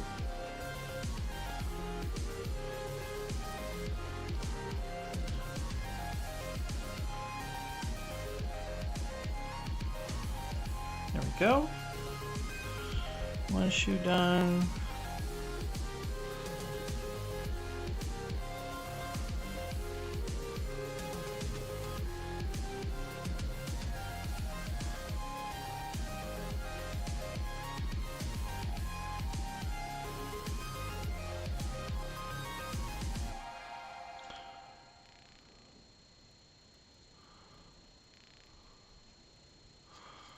And second shoe done.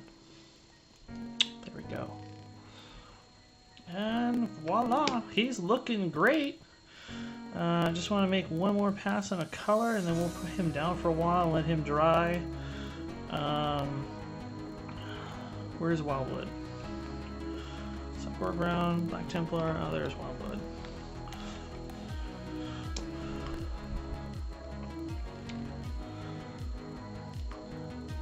So we're going to be throwing Wildwood here on the periscope because we're later going to go in and paint the periscope a brass color, nice bright brass color. But this provides a nice dark undertone. Do not want to paint metallics over white or light gray or whatever you do your primer with. The advantage of doing a brown shade with brass and a gray shade for silver, which is what we did with the sword, is any places that you don't quite get perfect coverage, it does act as a shade for that. We just want to be really careful and avoid his thumb here. There you go.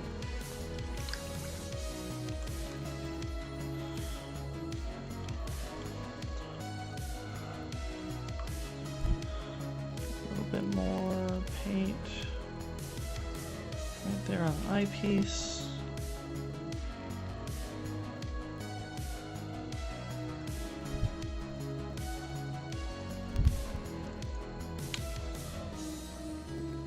All right, quick scan of the model. There is one more thing that I did miss. I just want to hit that before putting the model down, and then I will look at your links that you posted.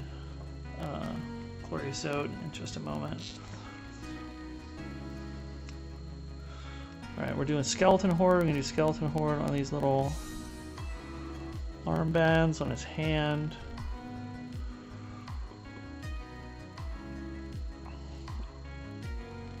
Looks more like a, less like a leather band and more like a bandage of some kind. And then on his, he's got a couple of bands on his arms. You just want to very carefully,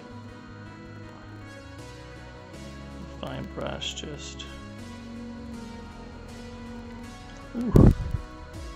Hand was shaking there a little bit.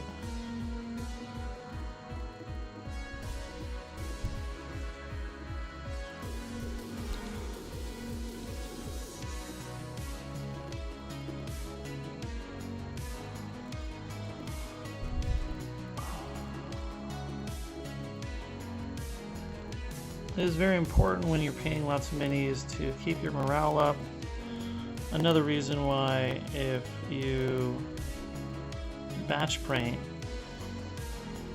at a certain point you want to stop and just finish a mini. Because then you get that bit of satisfaction of finishing one, and then you can go back to other models. I think it's one of the reasons why a lot of people don't like the batch painting method.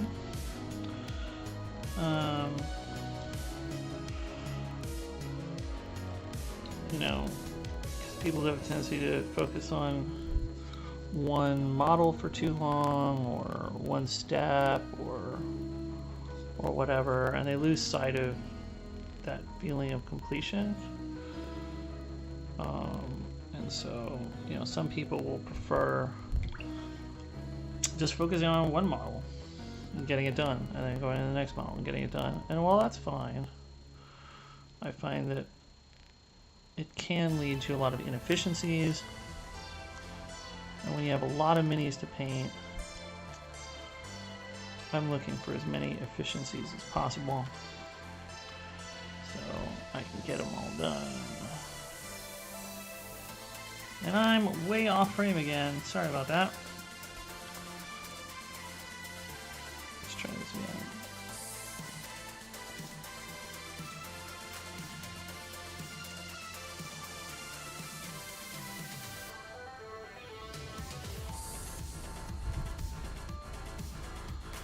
Alright. So Sweet. I think I'm happy with him. Feels good. I'll put him aside. Let's look at some of these links, man. All right. Got that. We got that.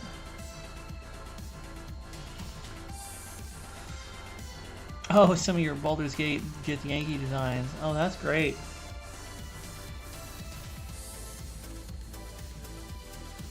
Yeah, Get Yankee a great freaking face paint. Or, I mean, is that actually? I haven't studied Get Yankee too much. Is that actually like tattoos, or are those birthmarks on their faces?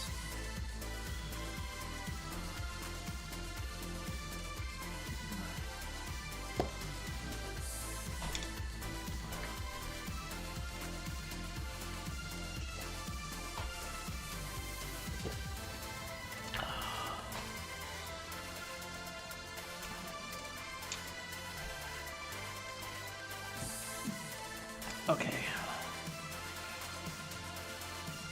I don't want to paint up this guy.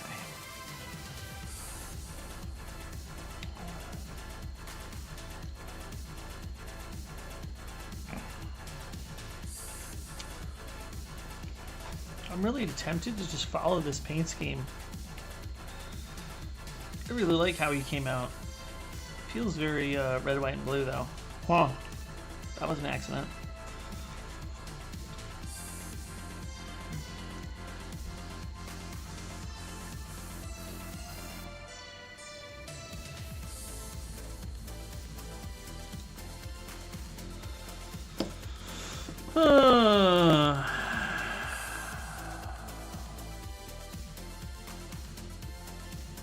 Alright, let's give this guy black hair.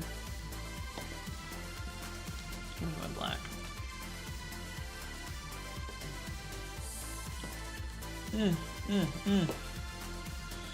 Have it all blue, Black Templar, orange, skeleton horror, snake bite leather, cycle brown, ballistic wallwood,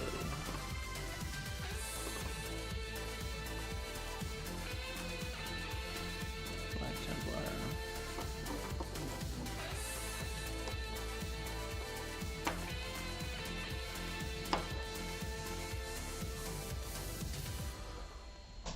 Alright.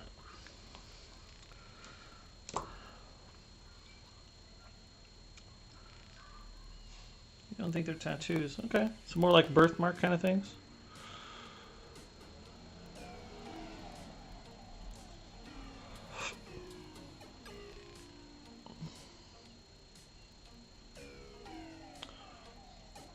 Now when painting hair, I do like to, many a times, especially when you don't have, with that last character, he had the headband. This guy, he doesn't, it's just hair against skin. I like to make sure to paint in the direction of the hair, especially when I'm near the skin.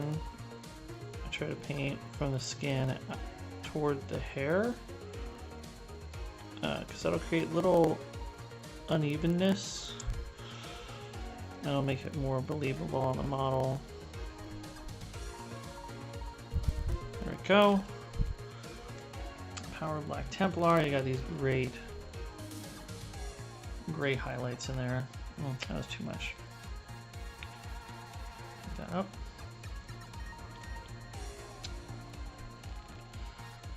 Yeah, he's looking great. All right. I think his boots have to be black. I think that's just a given with this model.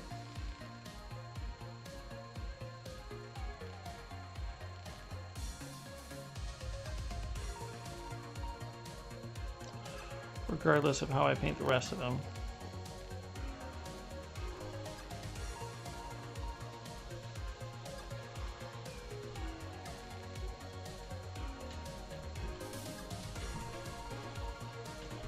These are very fancy boots.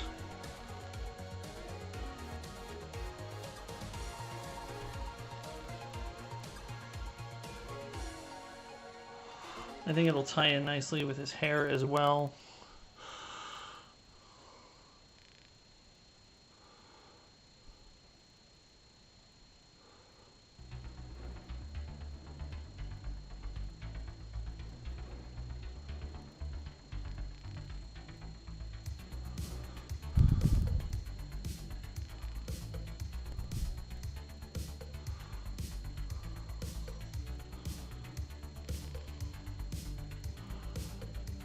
Do have to be careful not to get this black paint on the coat.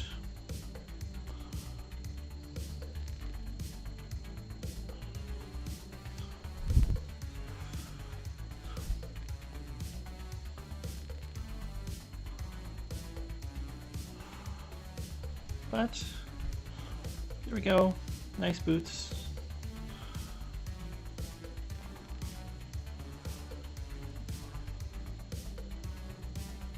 There's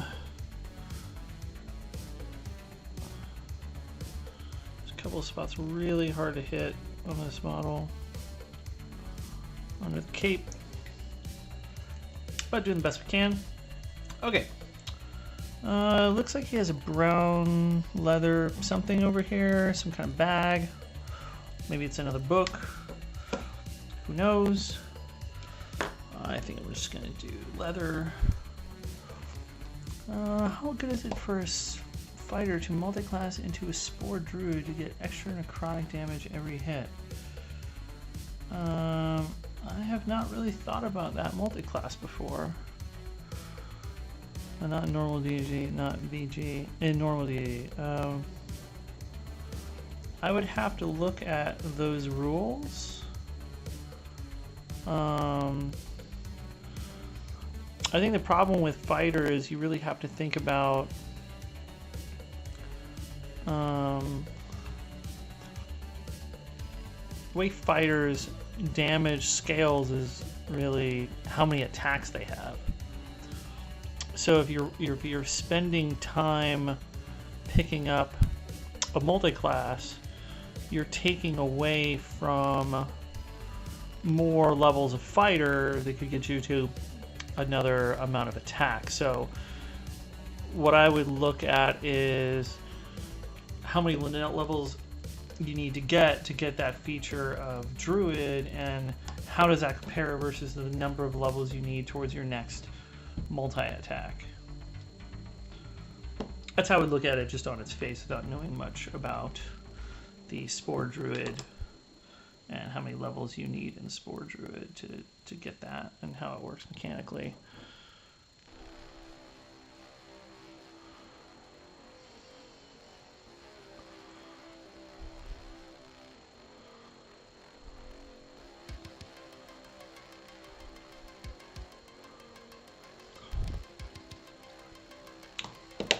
I mean, it's the same problem with Rangers and Rogue, right? Rangers could get levels in Rogue to get sneak attack, but that's taking away from multiple shots with their bow, for example, if they're like a ranged Ranger. But a lot of Rangers will pick up 2 to 3 levels in Rogue, so they get the disengage as a bonus action, cunning action. So it's sort of, you know, up in the air there. I think I'll do his coat as Sigvald Burgundy. Really want him to like call out differently than the rest of these guys. He's our deck wizard after all. And I just fucking love this color. So just start with this color. Slap it on his coat. Make him look regal as fuck. And then we'll figure out the other colors after.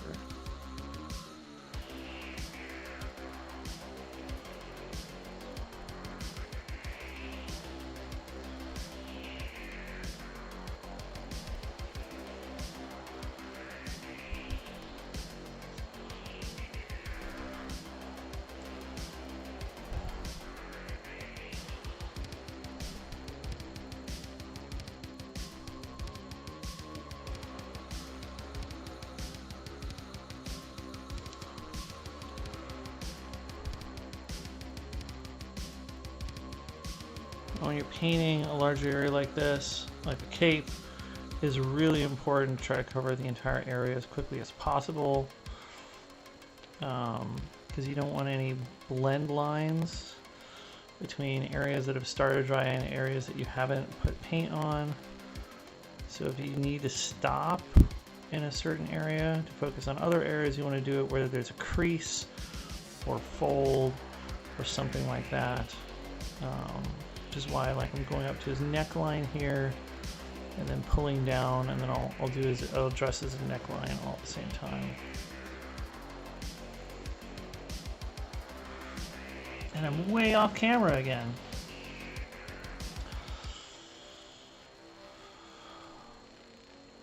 There we go.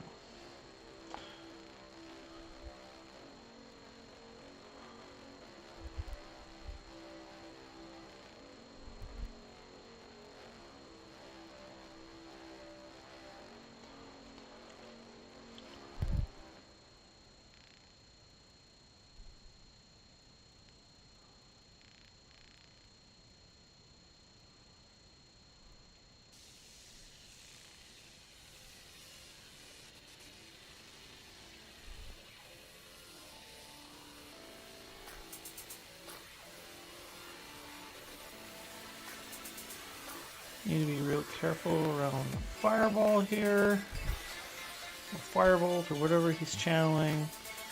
Don't want to accidentally fuck up our great paint job on that.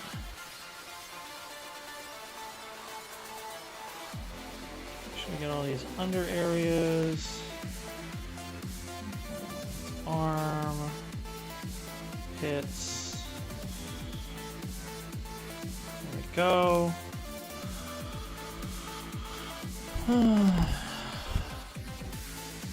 Alright, what's your comments here? The extra damage only remains if they got some spore druid shape shift up. You get 8 temporary HP once it runs out of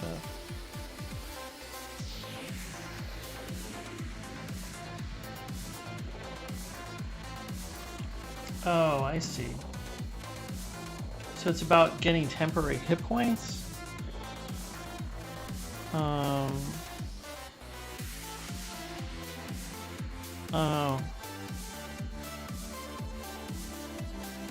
Temporary hit points are cool and all, but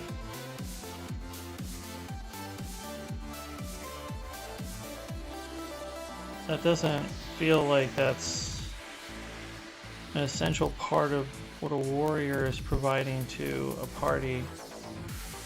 Warriors are usually more about utility with their combat maneuvers.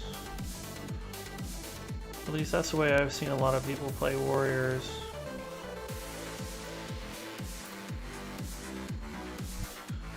I think for tanks, people are more likely to play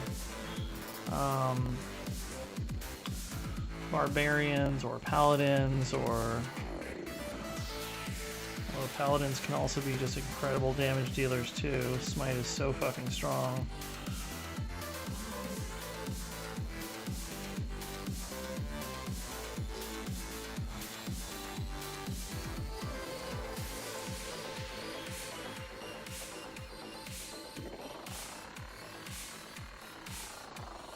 Ooh. Pain in the back of this guy's cape.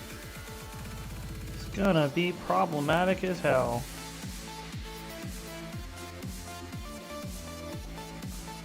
Might have to get in here with a bigger brush.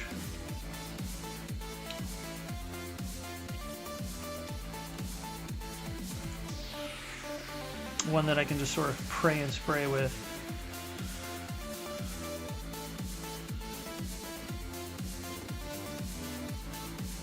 Alright.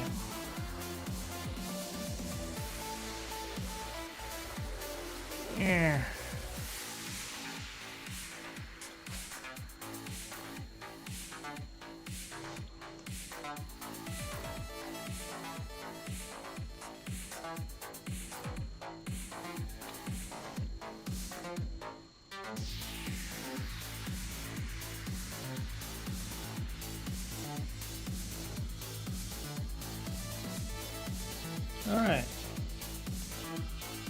I think the pray and spray approach worked.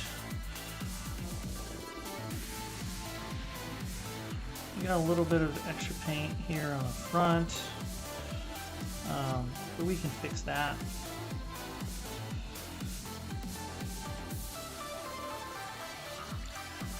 Ooh. Alright, we'll wash out that brush better later. Anytime where you have too much contrast paint in an area, you can sort of add, believe it or not, more contrast paint. That'll sort of rehydrate the stuff that's there. And then sort of move it around. And then go back in with a drier brush and just sort of feather it and blend it. We still have an area here that is clearly messed up. I'm just going to slap some more down on that. And hopefully this will be not as noticeable when it dries. Any kind of issue or damage there. Alright. Well, overall, I think that was a success. We did get a little bit of this burgundy on the right side of his pants here. Going in with just a wet brush. Sort of clean some of that up. Okay. Whew. Not bad. Gonna grab a smaller brush and do his neckline. I chose fighter as the main class because they get the most. Hey, the Mad Teabagger, good seeing you. Haven't seen you in a while. Welcome back. 3 years last night. Had a blast. Awesome, dude. Choose a fighter as my main subclass. I got the most attacks per turn. 9, I think. Yeah. Yeah, exactly. Yeah. Fighter, for the most part, is all about like getting lots of attacks or combat maneuvers.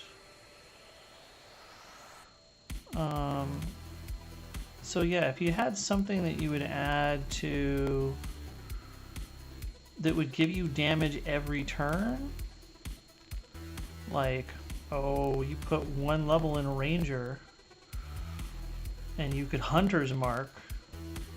And the beautiful thing about Hunter's Mark or Warlock Hex is that damage applies to every attack during the turn, or every attack that you do, right? Unlike Rogue, where it's just a one-time thing, Hunter's Mark damage applies with every attack. So, you know, if you're playing a warrior for just damage reasons with lots of attacks, having a multi-class of Hunter or Warlock, I think, would be advantageous. You know, it's funny, the vast majority of questions I get on this channel with people just chatting with me, funny enough, is about multi-classing. But oddly, I have not experienced a whole lot of multi-classing in my games that I've either played as a player or as a DM. You know, I think most people, you know, I've experienced a little, like, minor multi-classing, I guess. Like I said, a Ranger picking up a couple levels of Rogue for Disengage, or something to that effect. But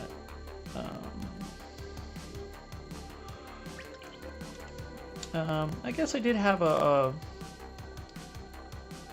Rogue that had a couple of levels in Bard. For storyline reasons, he picked up 1 level in Warlock. Because he had to make a deal with a Fae, a greater Fae, after some events that happened regarding the deck of many things. Always a fun thing to screw with your players late in a campaign.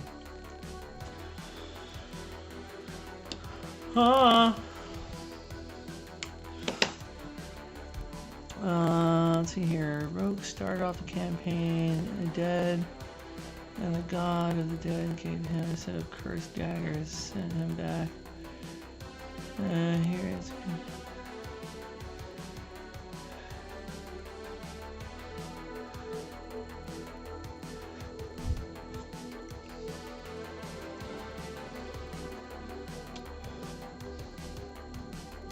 Why is Hunter's Mark and Hex a contradiction? I haven't looked at the wording of them in a while. Curious. I'm gonna do his whole shirt. I think I might just do his pants gray? Basilicum gray?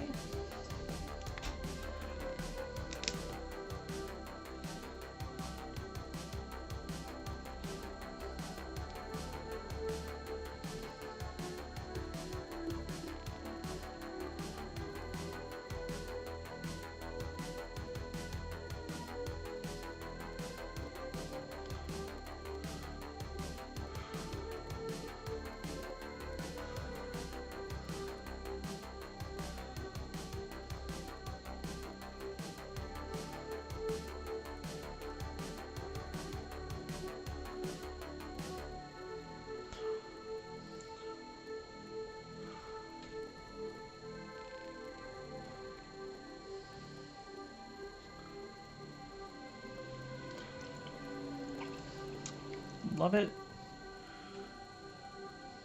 Put a little bit more on in this area. There we go.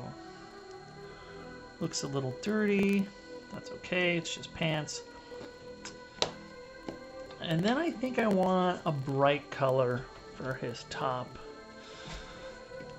Like a blue.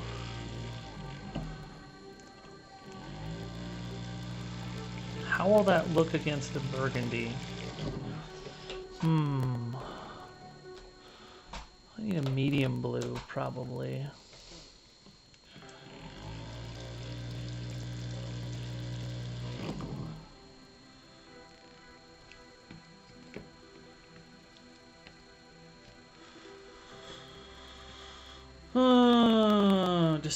Decisions. What do you guys think? Should I go with a blue for his shirt? Should I...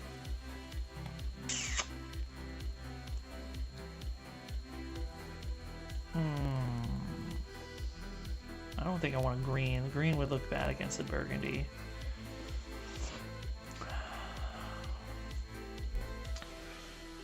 Could also go with a yellow, but that would make the fireball stand out less.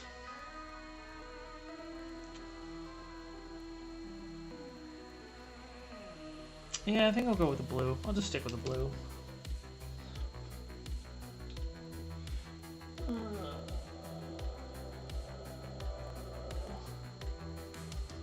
Okay. Here goes nothing. This is Tasselar blue, contrast paint. It's a really nice bright blue.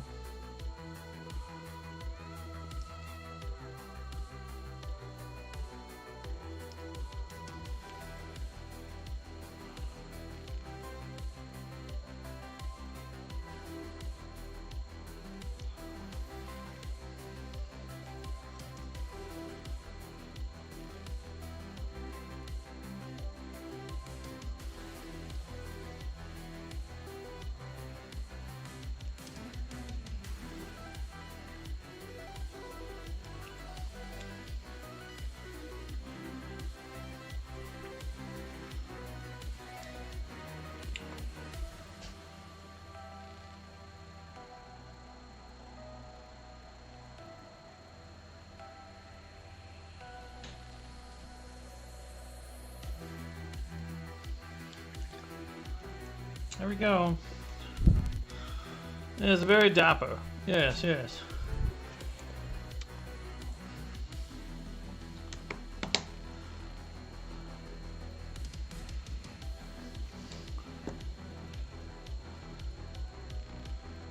Insane, dude. You're mad with multi-classing power.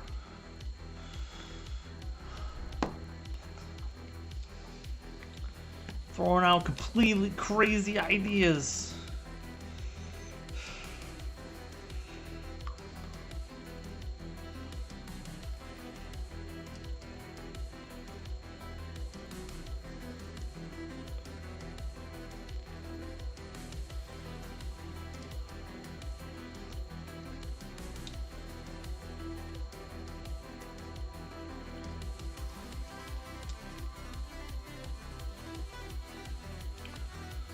Alright.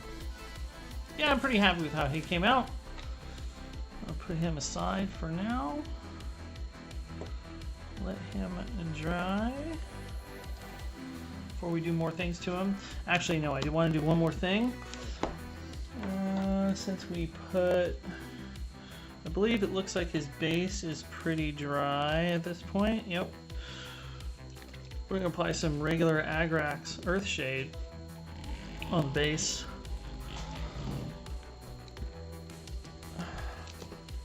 So we get some contrast on the base, which we will dry brush later.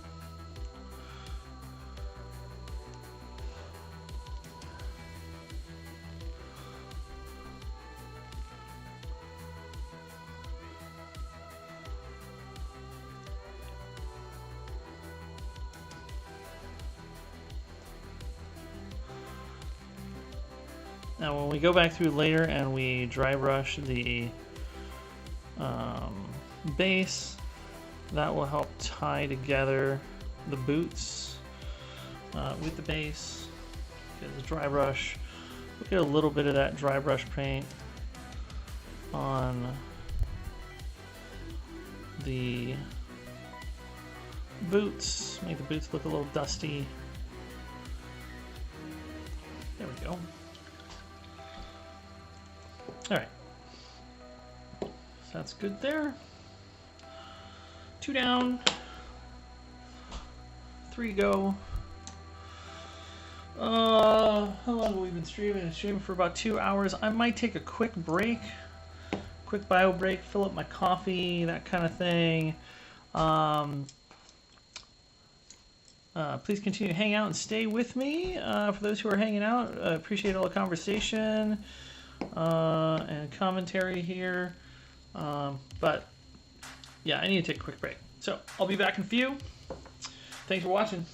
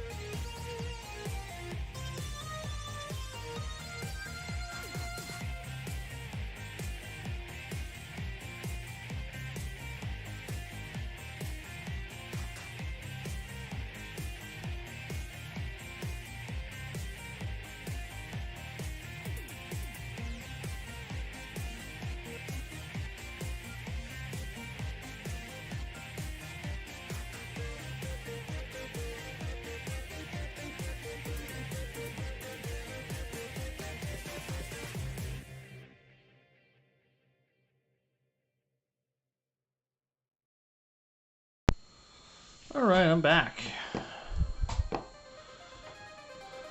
Got paint water cleaned out.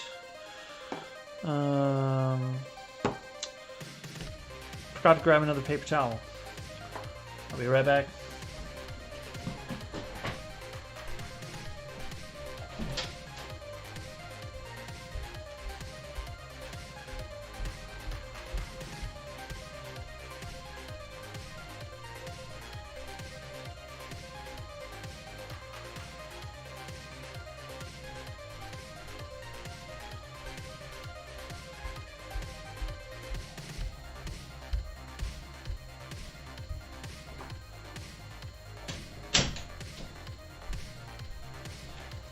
Okie dokie. Here we are.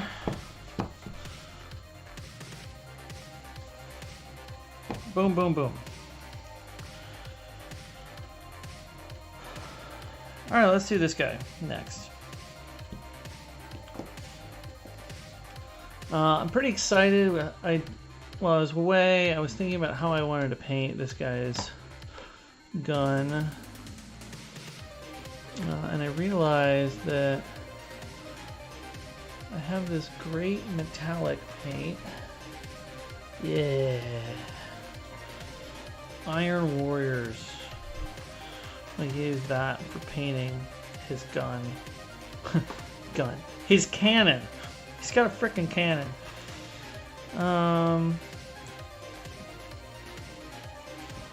I think I'm going to follow some of the other colors that I've painted on some of these other guys. Blood Angel's red for his headband thingy.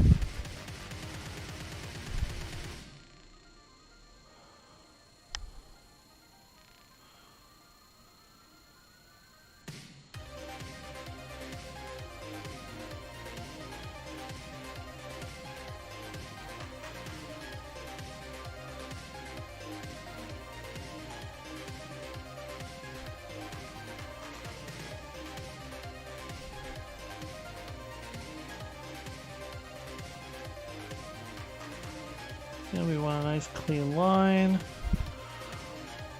Unless it's really going to sell that well. If we get a little bit of this red on the cannon, not a big deal. We're going to be undercoating this with gray. And paint with metallic paint. It doesn't matter. I think I'm feeling like this guy should have a yellow beard. Like blonde beard. Like I'm getting frickin' Hulk vibes from him.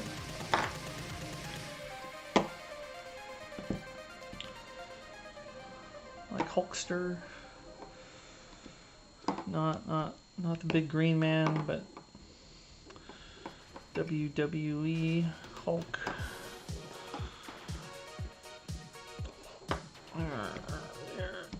Snake bite leather wildwood. Let's put some of this off screen here.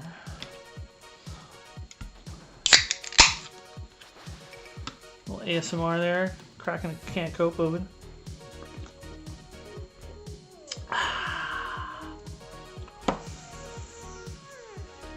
Alright. Nesdra yellow I find is a fantastic yellow for painting blonde or sandy blonde hair. And that is what we're going to do here.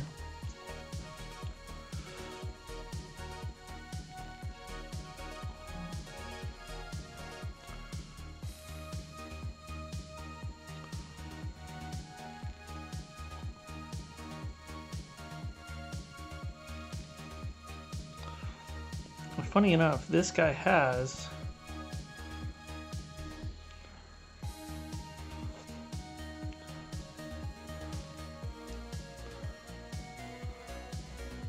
like a mutton chop beard.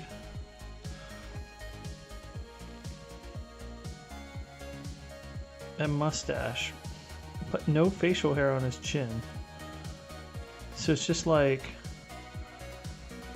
this guy's got the most bizarre facial hair ever. And then his mustache is being pulled down by two little like mini cannonballs down here at the bottom. As like beard jewelry. Oh, it looks like there's skin there that I missed, so we'll fix that now.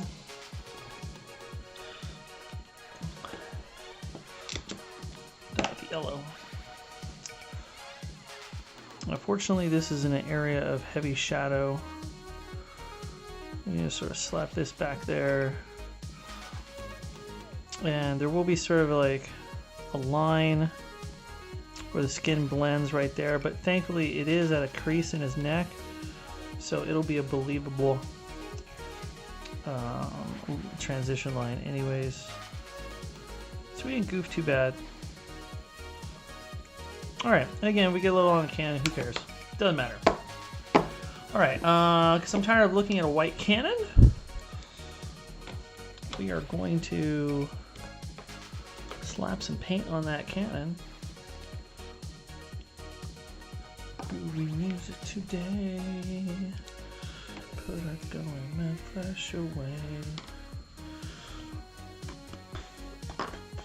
Ballisticum gray. We're just gonna slap this all over the cannon.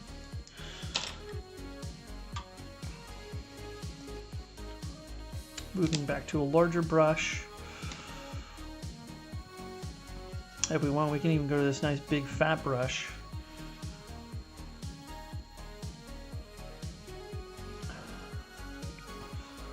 I am a fan of using as big a brush as possible to get the job done.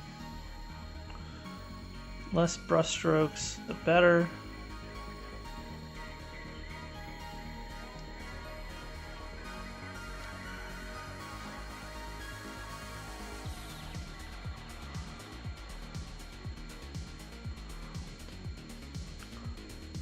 You also need to sort of get a lot of this in the cannon hole anyways, so having the bigger brush helps with that.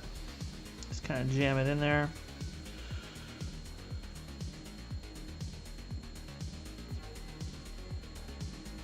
The barrel.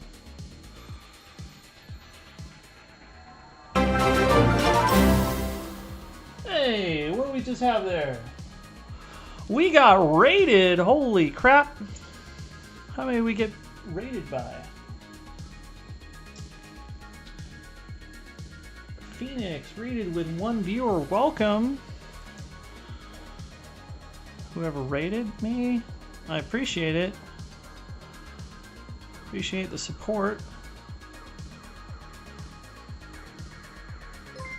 Welcome to the channel. And thanks for following.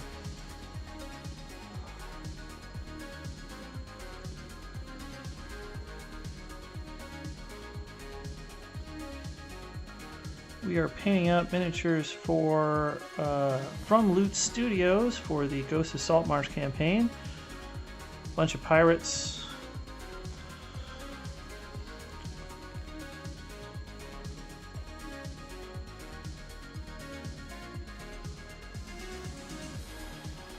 Because how can you run a Ghost of Saltmarsh campaign without pirates? I just love, these are from the Ships Ahoy release from Loot Studios. Reprinted on my Anycubic Mono M5S. Climbed up. And we were cruising through them. A little slower than usual. But we've been talking D&D all day too. I do love minis, so I decided to pop in. I'll check on you next time. Gotta go to sleep. Yeah, I know how you mean, man. Like sometimes I'll be streaming and it'll be like, holy shit, I've been streaming for 5-6 hours.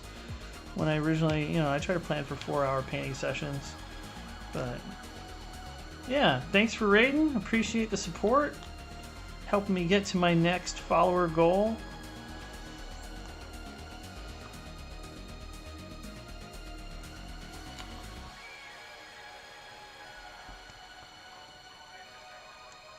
Alright.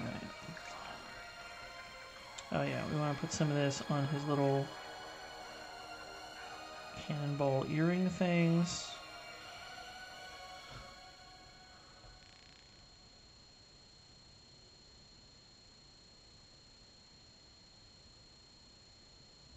Probably chosen a smaller brush. That's okay. Did a good job.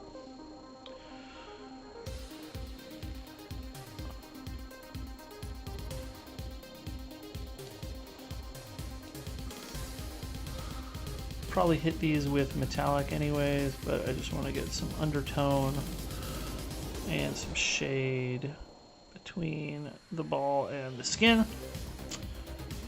Get anything on the skin like that, we always pick it up as usual with a wet brush. Okay. Oh yeah! Oh, that's Macho Man. I don't know, I can't remember. God, it's been so long. Like the lines from Hulk Hogan. Other than all the little Hulksters want to know. That's how it is when you DM. You don't wait. You want to cut your combat in half, right? That's right. Well, I do try to stick to. Are you? Is that what your channel is? Are you focused on streaming a D&D campaign?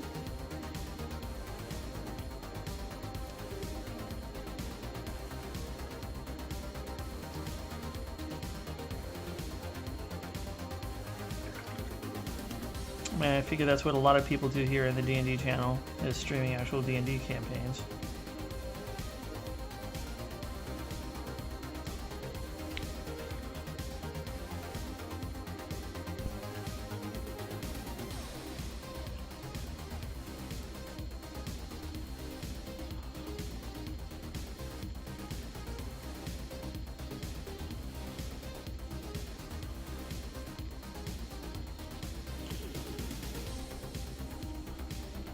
Yeah, I try to time my combats and encounters that way. If I think that we'll be able to end the counter by the end of the night, I try to pace it so that way. If I think it's going to be a big encounter, I'll actually call the meet early and be like, we'll start there next time. But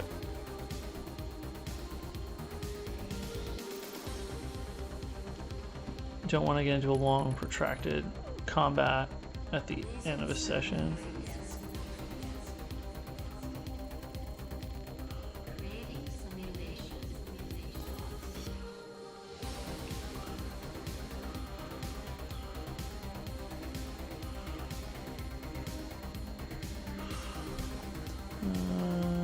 How many gods there are in D&D? You need to use a second time. Use a second time.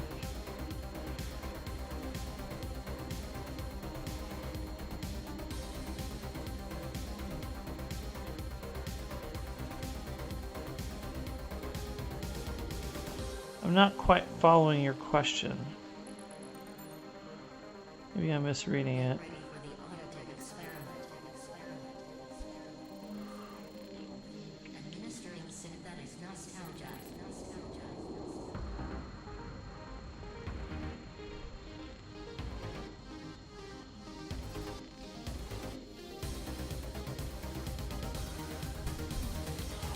I mean, a life domain.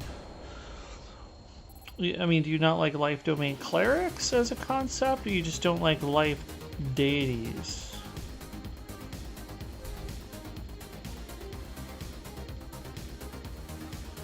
And usually there's deities that are like about life, or usually about more than just life. It's usually like life and the sun, or life and nature, or like it's usually like that's not all that they're about is life. It's an aspect of what that deity represents. Because life is very generic.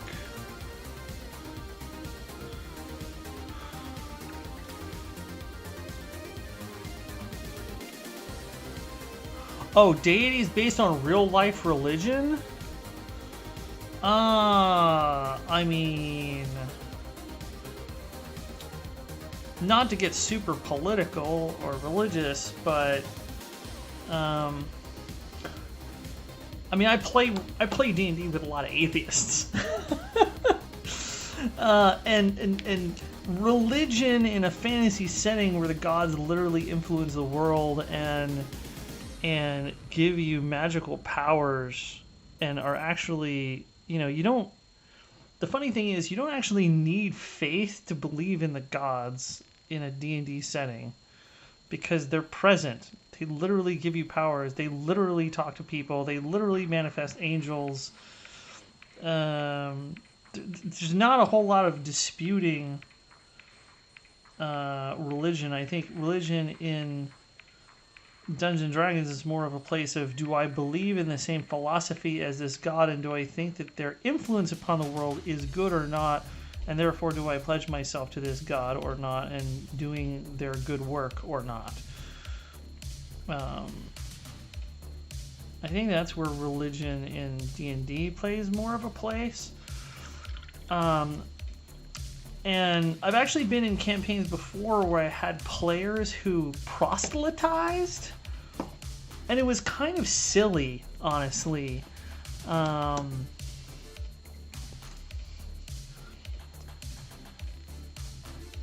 Because it's like, well, why are you proselytizing to random people? And they sort of treated like religion the way religious people treat religion in the real world, and it did feel really weird. Now,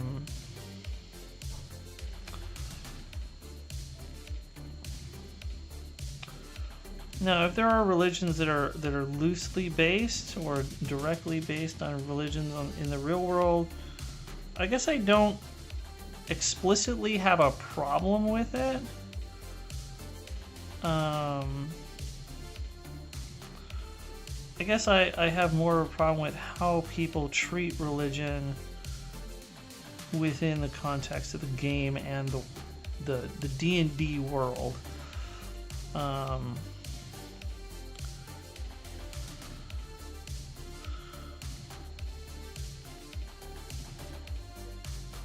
You know, and if you're playing a paladin, are you aligning not just with your oaths, but with the things that deity values? I'll actually have the god visit upon the player, or have like an emissary or something like that visit a player that isn't, maybe they're following the tenets of their oath, but maybe they're not really doing following the philosophy of the deity. And I think that has more like implications. And I don't just do it with like clerics and paladins. I'll do it too with, you know, there was a ranger that was worshipping Talos, and it actually became a pretty pivotal point of lore in the campaign, particularly around solstices, because I actually kept a calendar for that campaign. And you know, I asked the players what they wanted to do during the solstices, where, you know, people would participate in festivals to their gods or whatever. And, you know, I would give little visions or words of encouragement from the deities if they followed one.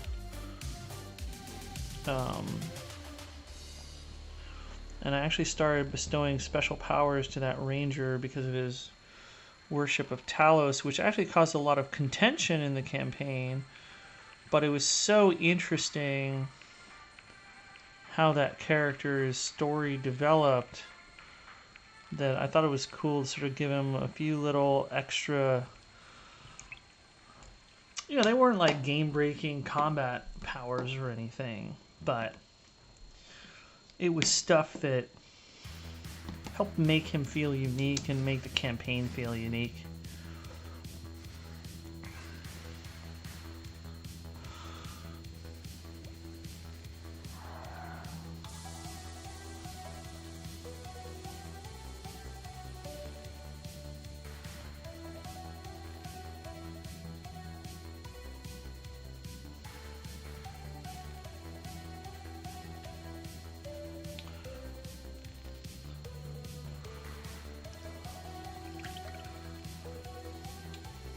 I love how this guy's coming out. He looks so good.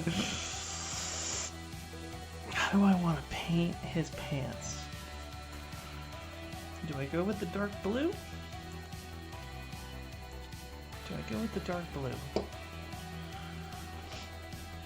Or do I go wild and paint it like a wild ass color like orange?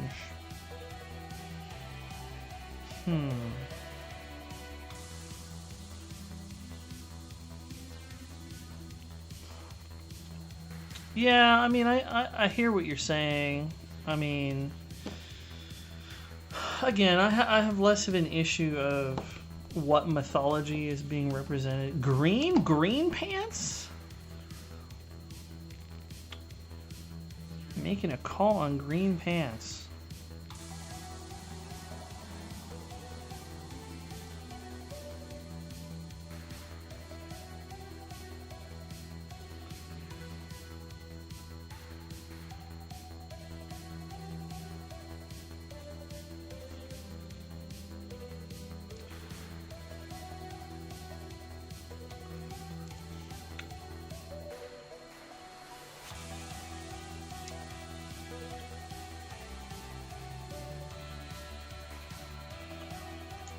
Oh, I know what I want to do here.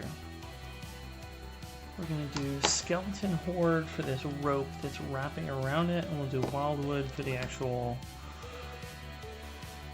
I guess these are like loading plungers for the cannon. I don't know why they're bound around him like this. Wow. Some loud ass drag stripping outside. Guess that person's gotta be somewhere.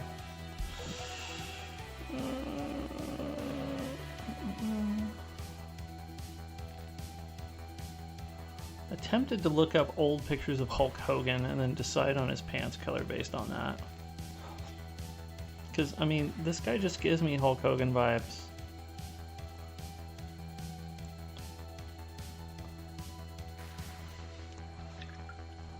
Army green, huh? But then he would be more like Sergeant Slaughter.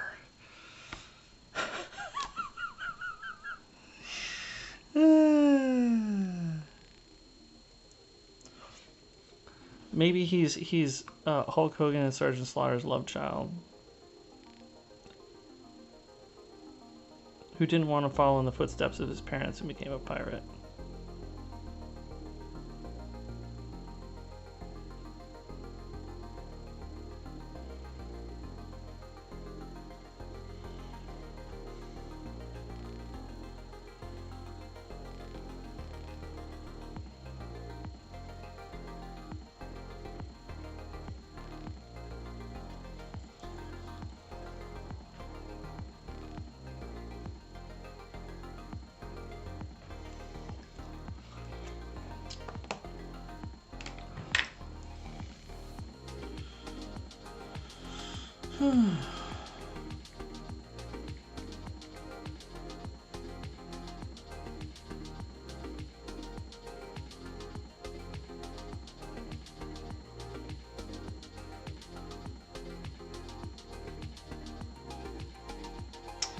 See, I mean, we could totally go with like yellow on his pants.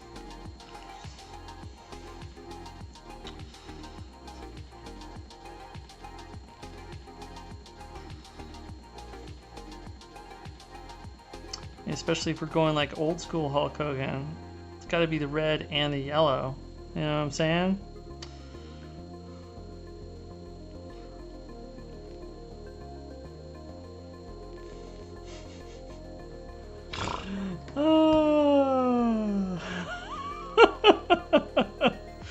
Well, I think we're gonna paint his boots, his little shoes, black.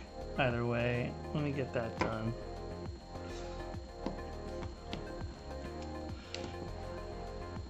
Army green is a smart choice as well. I was thinking about that. I'm just really tempted to lean into the Hulk Hogan feel of this model.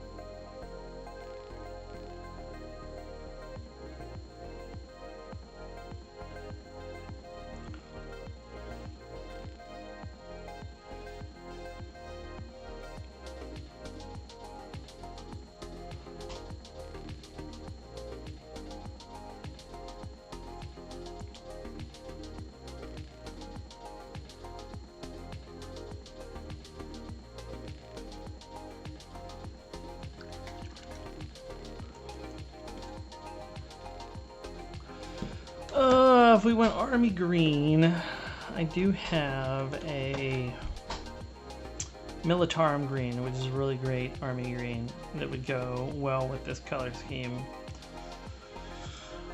Or I can do Imperial Fist yellow, which will give us that full Hulkster look. So tempted. I'm so tempted. You know, I really like to honor the suggestions that people make on the channel, but I'm sorry, Zote. I don't have this opportunity often. And I already did paint a bunch of bandits that had green on them in a previous stream. I'm gonna go full Hulkster. I'm gonna do the yellow.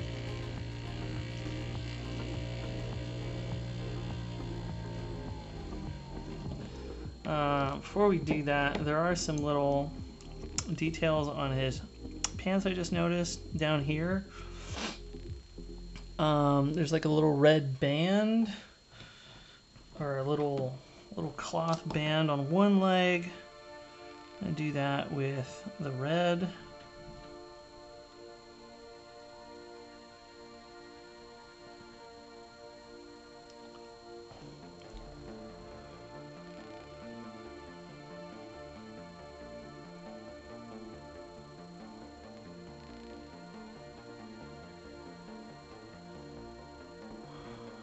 Oh, I need a smaller brush. I need my number one brush for this. Okay.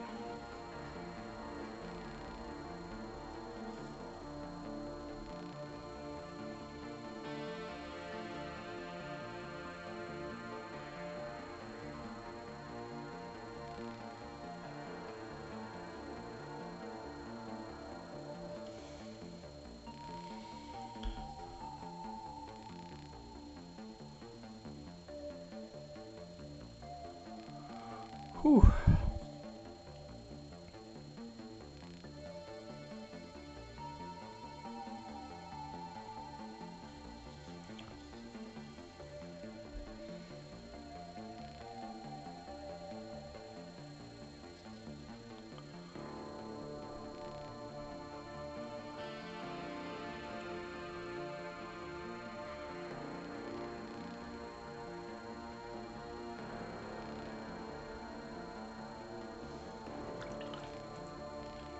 All right, feel good about that.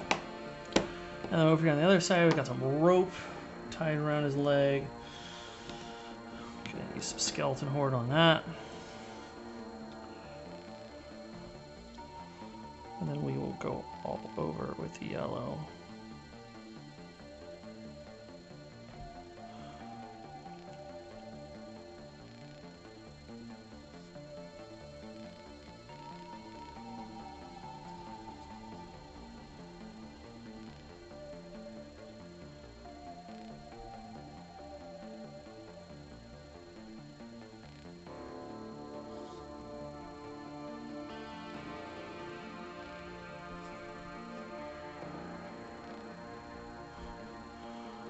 Sorry, frame.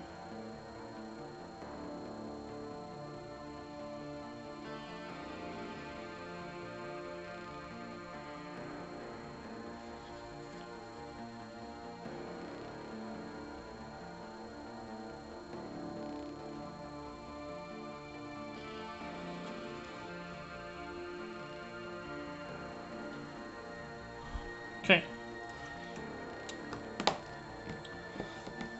Point of no return on the yellow. We're doing it.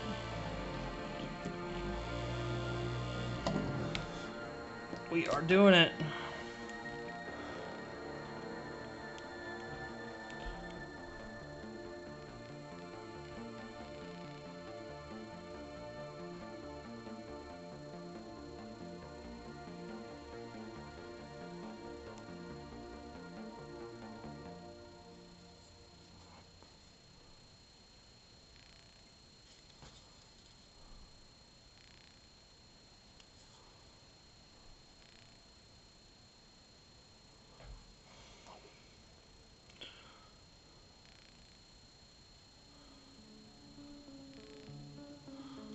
Now, yellow is a color that is notoriously hard to paint, along with white and black, but thankfully this Imperial Fist yellow does a really great job of helping you not just with coverage, but also giving you very slight, subtle highlights on yellow. One trick to it is just slapping it on nice and thick. It's definitely one of the contrast paints you want to put on more liberally. And then allow the contrast paint to do the work of supplying the right amount of contrast. Little edge highlights. They'll be very subtle, but just really great paint. There are some other yellows in the line, but for just a true yellow, a nice bright yellow like this, this is what you want. Imperial Fist yellow. There's also Iron Jaws yellow. There's Illidan yellow that we used earlier. It's kind of a sandy yellow that I like using for hair. There's also this Bad Moon yellow, but I think this Bad Moon yellow is more of just like pure yellow. I think the Imperial Fist is, I think it's a much more superior color for getting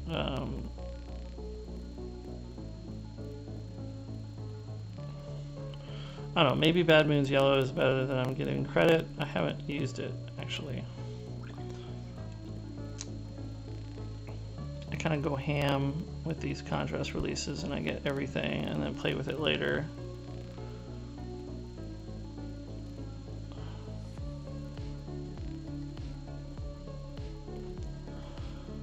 Just want to very carefully sort of pencil line the top of his pants here. This yellow is a very highly saturated color, so we just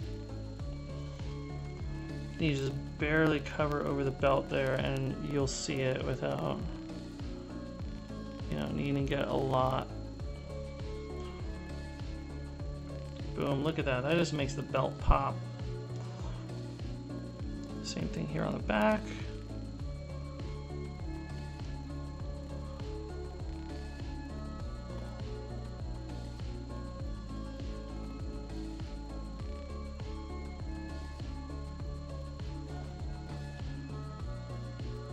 And there we go.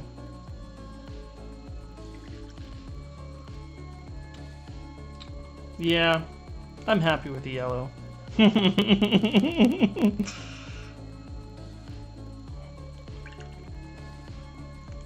Very happy with the yellow. That is one Hulk Hogan-y first mate. Okay. Put him aside. Let him dry. We have so much more paint.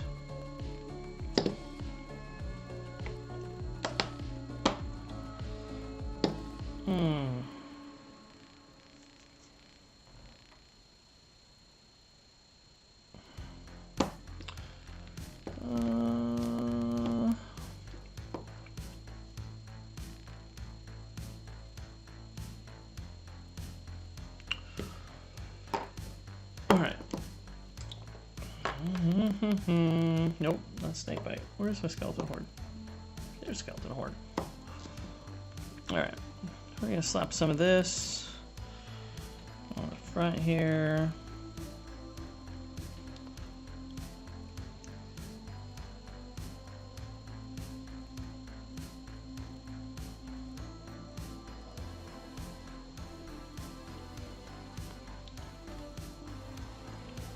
Still don't know what color I want to paint his hat. I think I want to paint his boots black though. Black Templar, let's get that in here.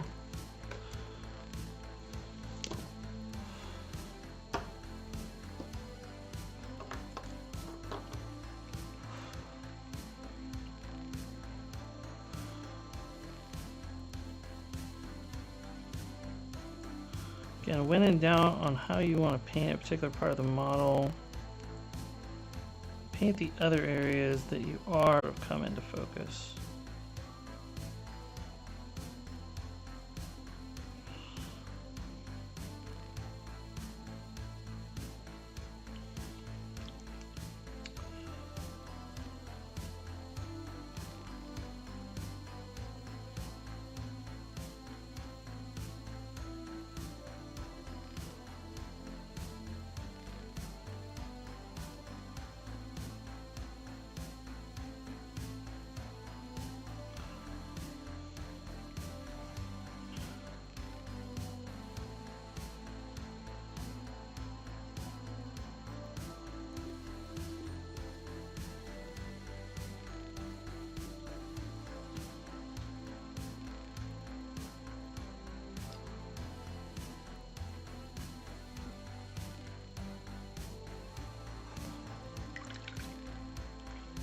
Go. Gonna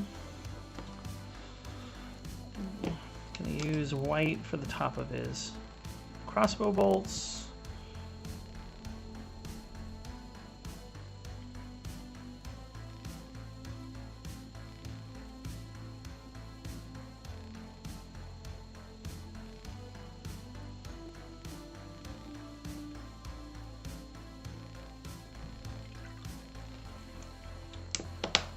All right. Now he does have some kind of like cloth jerkin of some kind. I think I'm going to paint the rest of this like leather gloves, leather van braces. He's got a lot of leather. If you've ever been fitted for leather armor, it is a lot harder than you would expect. And shape, like that's actually shaped leather there.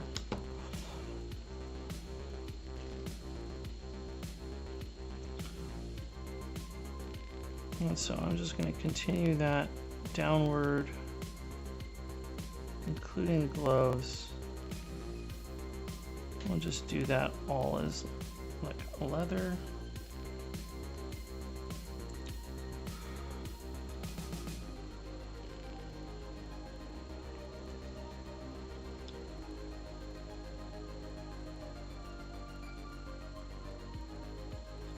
He does have a some kind of gambeson underneath the leather. Haven't decided what color I want to paint that. But I'm thinking I'm going to use the blue.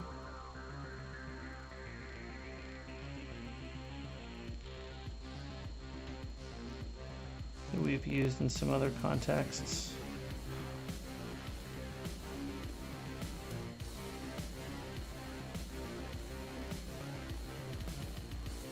The dark blue, not the light blue.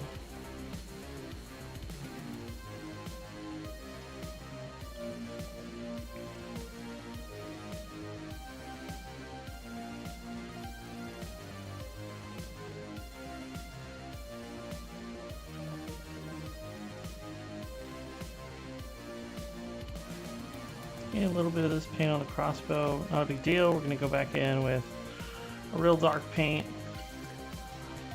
on the actual crossbow itself. Grab the wall wood for that.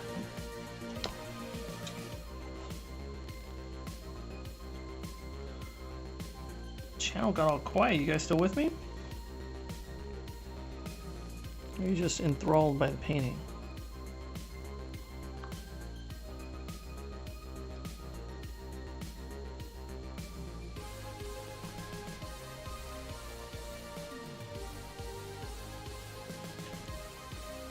There's a bunch of little tiny details here on the crossbow that I could go in with like skeleton horde and paint them, but they're so incredibly tiny, I don't think it's worth my time.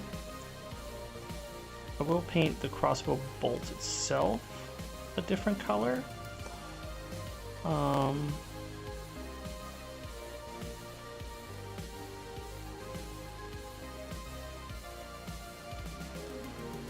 trying to avoid the feathers on the back of the bolt, the fletching.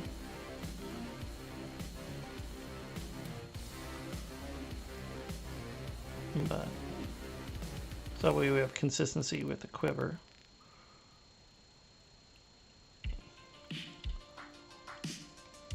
But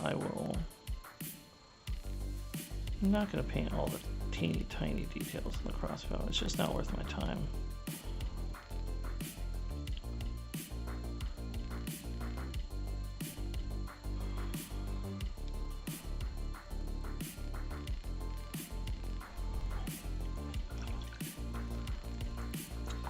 I will say this is definitely one of those minis that I am going to take as many opportunities as possible to use him in future campaigns. All right. I'm going to do Labradon blue and gray on his pants. Labradon blue for the gambeson.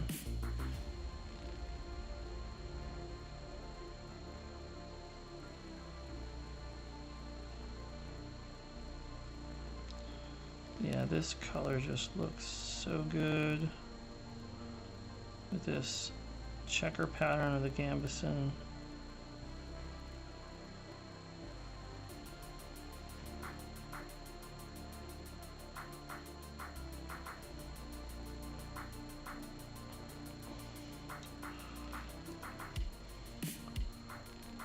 It also looks really good against that.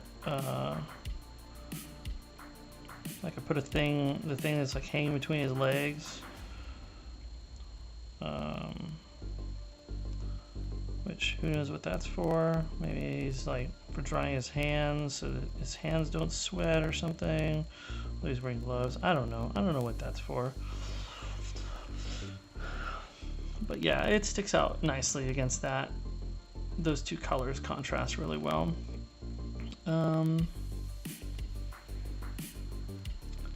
Looks like the gambeson continues up to here, but not further.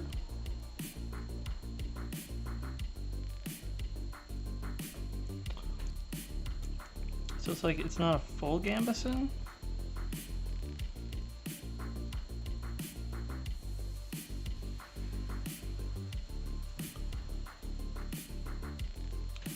Which is a little puzzling.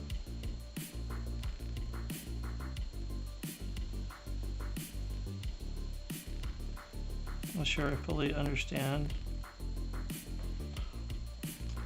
the design of this garment. That's okay. Maybe it does essentially continue under. Maybe it's actually it's a full gambeson because it comes up near his arms. You actually see it poking through on this arm right here. So maybe the reason why we can't see it above that point is because he has a leather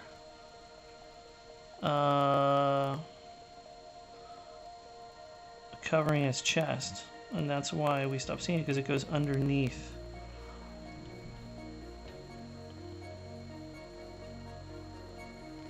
That checks out. That makes sense.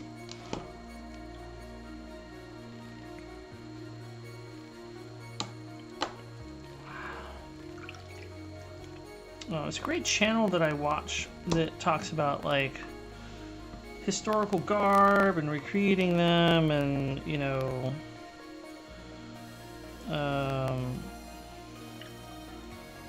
sort of, and weapons and things like that. I think it's a really great to understand all of that stuff, because then when you're painting minis, like, you have a better understanding of how this armor should be designed, and therefore sort of what its purpose is, and is like, this is fabric, that's leather, you know, because the purpose of the gambeson is to allow you comfort underneath the leather armor, because you want leather armor right up against your skin. Also, where you have gaps in the armor, you know, it's not just exposed flesh, but instead you have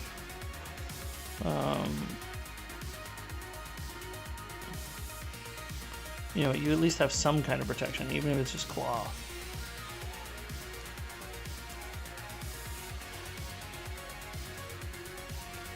And the cloth protects your skin from getting chafed by the actual armor itself.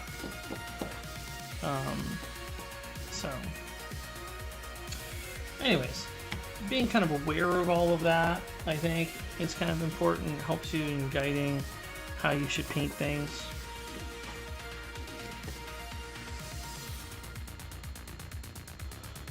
Not that you have to be historically accurate, but I think it helps when you're trying to decide what you should paint stuff.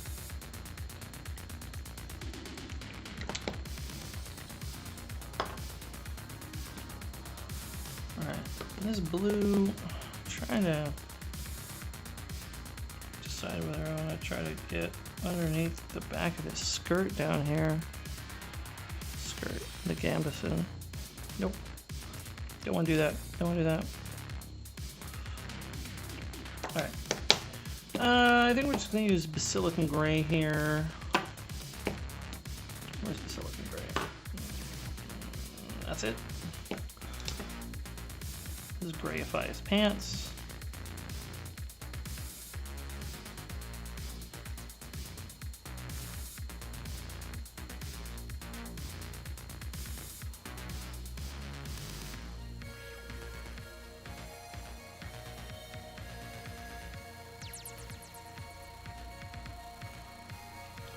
Again, there's many different grays in the Citadel line. There's like a bluish gray.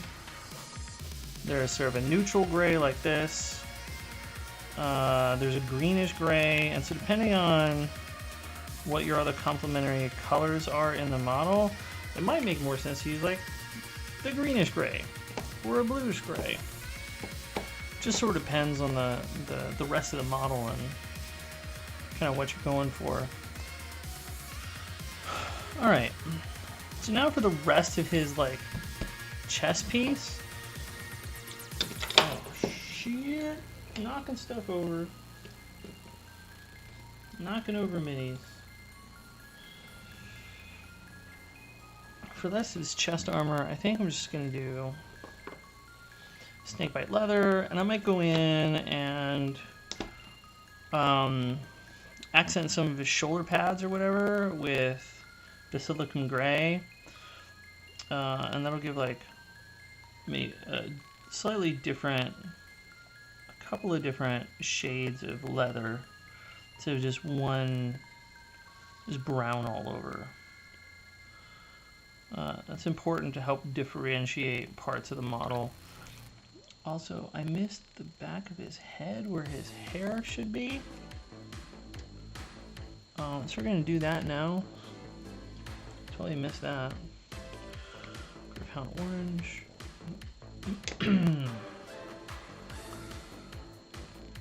All right.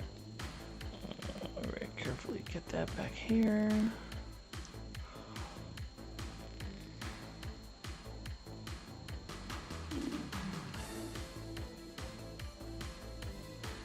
Got a little on the other side hat, that's okay. As I paint more and more of this model, I think I'm just going to paint the hat black.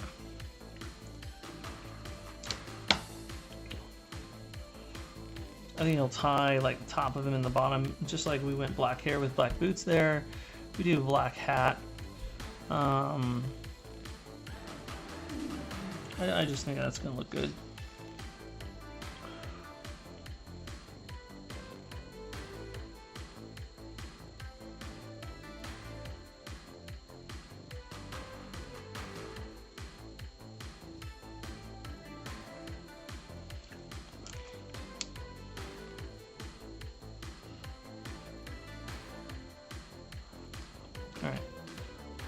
With a little tiny spot right here on the underside of his arm unpainted, because I think that that should be gambeson as well.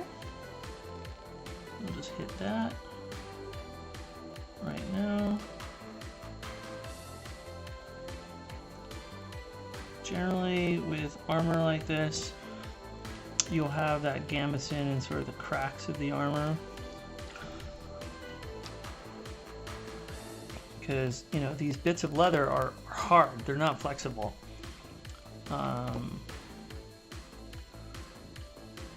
And so, you know,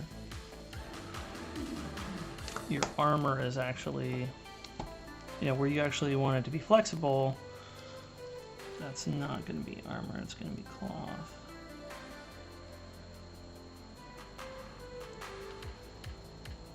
That's his finger. Alright, almost done here. Do the cross hatch. His blade. So weird because this doesn't look like a sheath.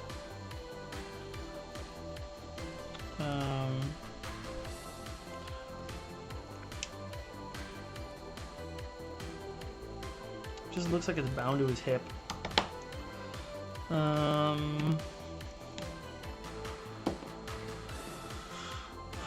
Oh, where are you, Wildwood?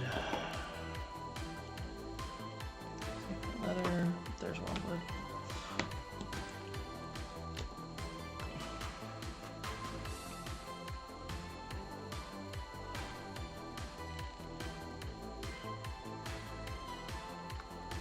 There we go. And silicon gray, we're going to slap this on the blade.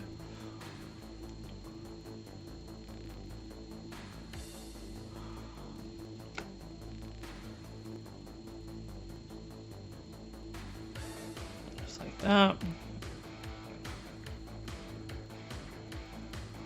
Next session, we're going to go back through and do the metallics on these guys. I'm not going to do them today.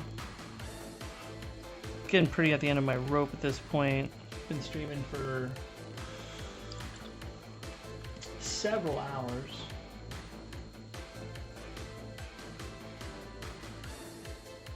About 3 hours? I guess that's not too bad. Probably continue on a little bit longer. 3:30. Yeah, maybe we can get the capping done. All right.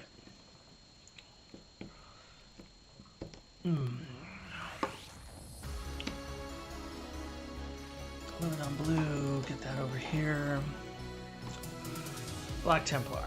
Alright, silicon gray.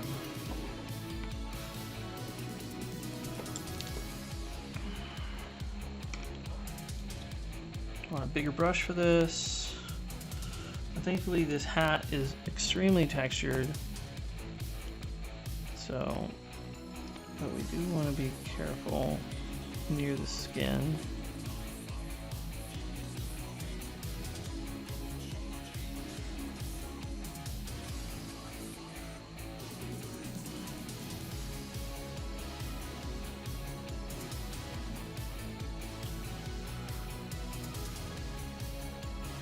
This black on the hat is going to make his skin pop that much more and make his face more visible. Look at that.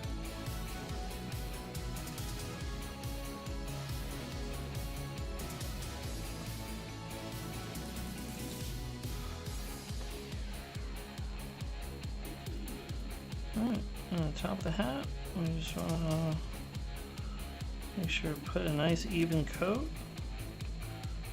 Contrast paint. Now the contrast paint to really call out all of the beautiful detail that the sculptor put into this hat design.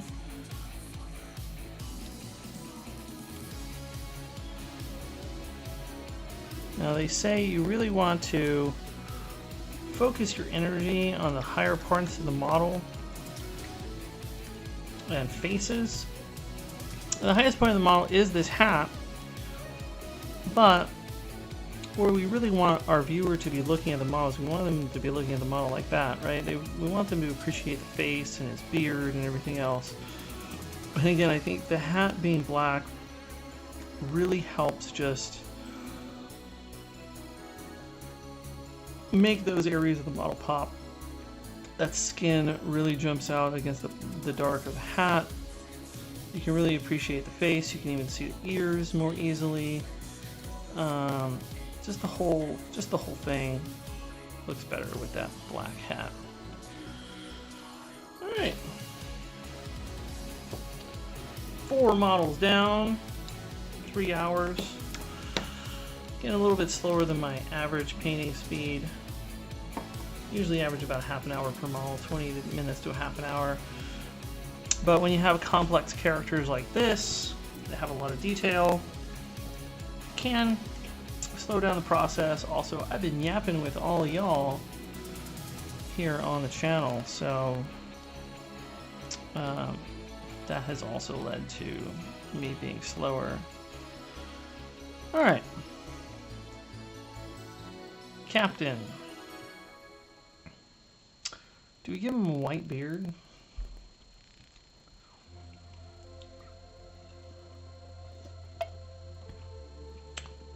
Or do you give him a proper black beard? From a contrast perspective on the model, the white beard might be the smarter choice. But I'm not sure if I want that.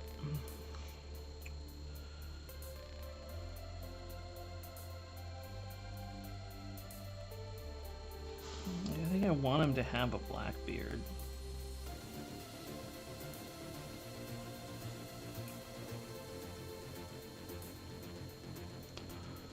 Getting his little flintlock pistol here painted.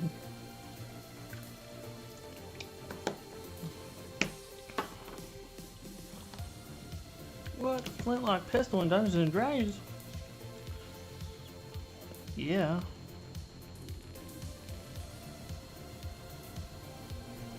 I allow people to run guns in my campaign.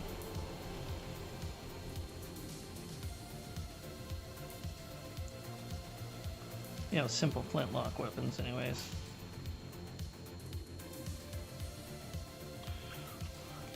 Alright.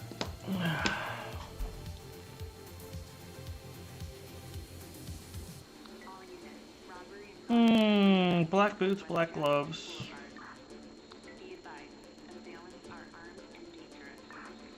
Getaway car is a black Pontiac Trans Am heading southbound on South Clark Street. Black hat. Lebanon blue on his cape.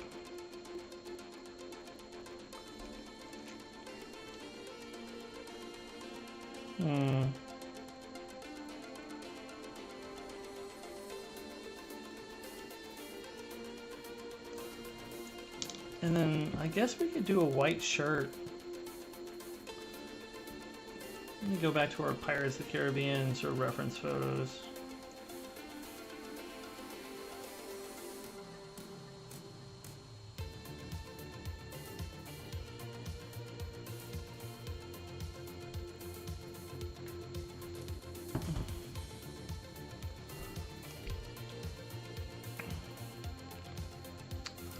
Well, let's take care of his eye patch.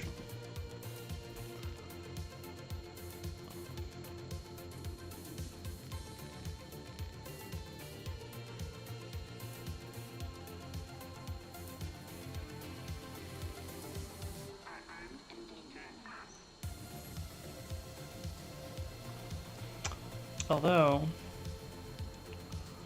hold up. Is it an eye patch or is it a bandage? Is this a fresh wound?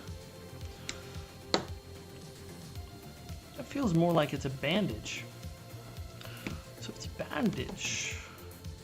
Let's go with Skeleton Horde.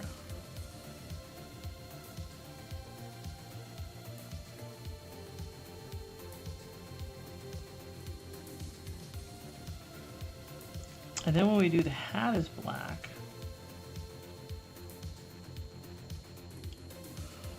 Right? This bandage gets called out as being different from the hat. So let's do the hat next. Now we want to do the hat black because we're going to have a very colorful parrot next to it. He's got these feathers that are in it. And that's where we can really throw some crazy color on this model.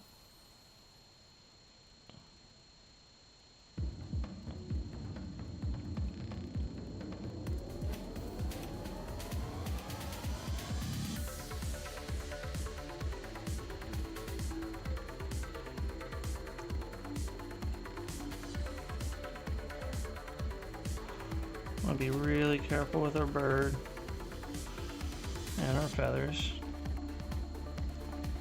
If we do end up getting black on either, we could always go back in and touch it up. That's why I'm doing the black first. Also, now that I'm painting his hat black, realizing I'm not sure if I really want his hair to be black.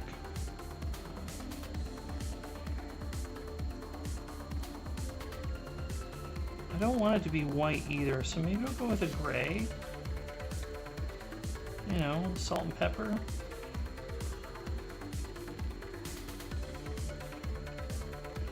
Could also go with a brown. Either way, I don't think I want it to be... I don't want it to be black anymore. So I do want it to stand out separate from the hat.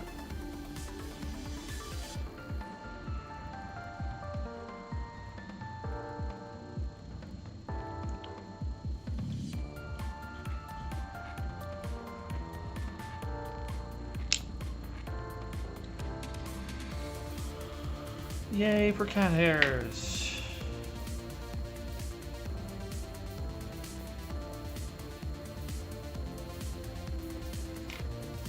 Okay. All right.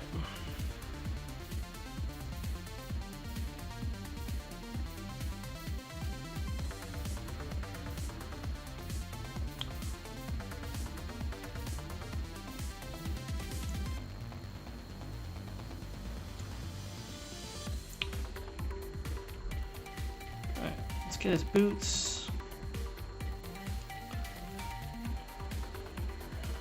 You know, sometimes with painting certain miniatures, a lot of your time painting is like just deciding how you want to paint it.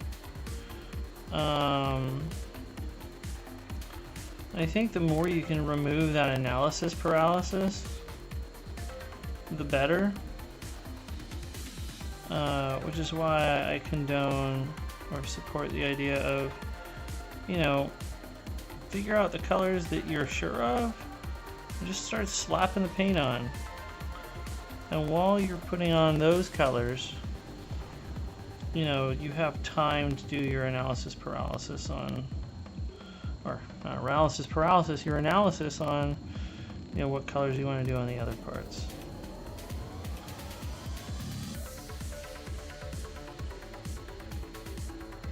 The more you can do that, the more time you'll save. This time that you're not putting miniature on the model, paint on the model, is time that you're wasting.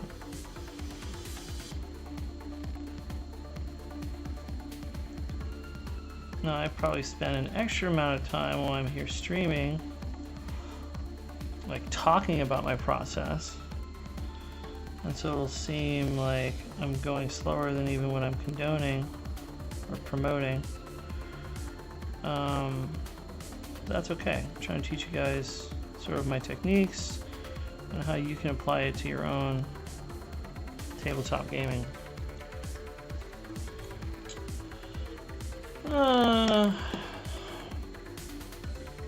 Alright, bird, you're gonna be bright green. I'm making a decision right now. Bright ass green bird. This is striking scorpion green, which is so bright green it's almost fucking neon. And that is what we're gonna paint this bird.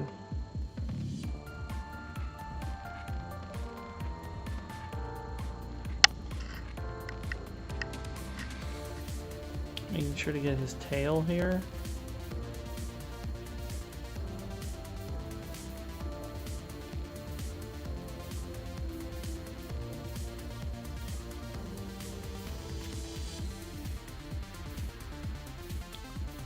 I still need to decide what color we want to paint. The other feathers, we can worry about that later.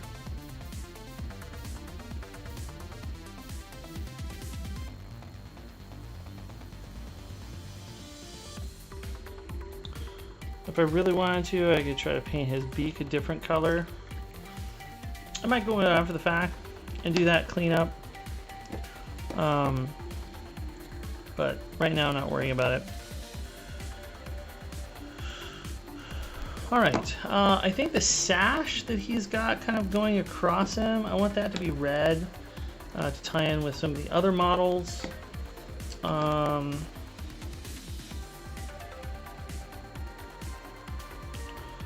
This sash right here.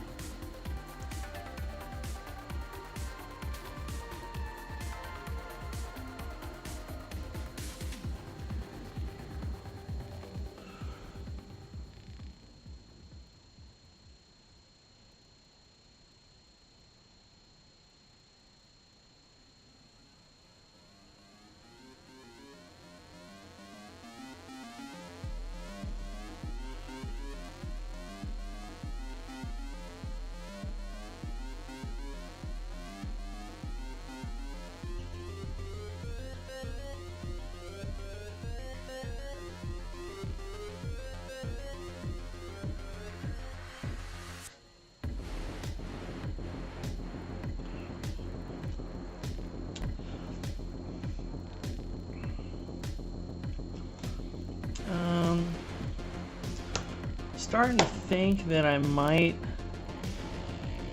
clean up his shirt here, where I got some of the leather on his shirt. I'm starting to think his shirt might just be white.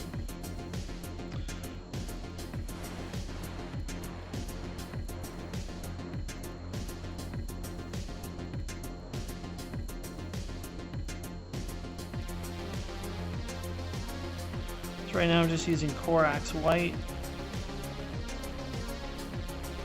standard GW acrylic paint, to sort of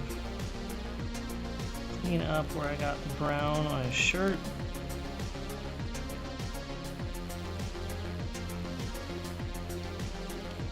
So that way we have a nice clean line here. Because when we come back later with the apothecary white on his shirt, obviously not going to cover up any places where we've gotten contrast paint already.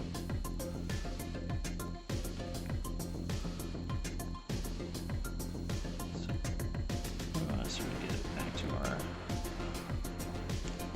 neutral color.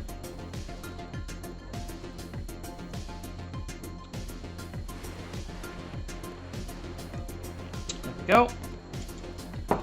All right, yeah, decision made. I think I'm gonna do this upper shirt area white. I think I'm gonna do the pants, the blue, and I think I'm gonna do his coat like do his coat red. But I think I just might do it dark leather. I think I'm just gonna do it dark leather. That's what I'm gonna do.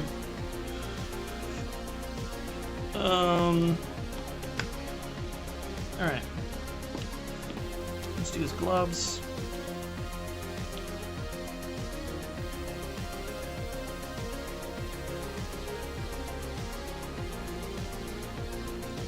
He has a little compass in his hand. I'm gonna paint that wildwood, and then we might go back in and paint a tiny part of it with gold. It stands out in his hand.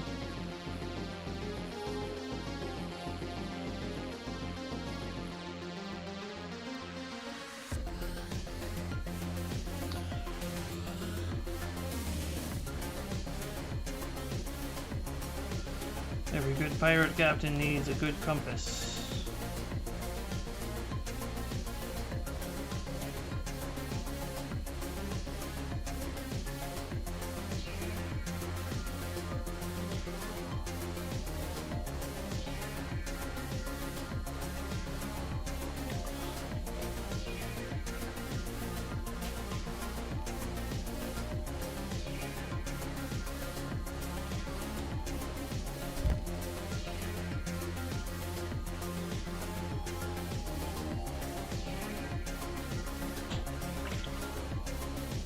Alright. You know, it's funny,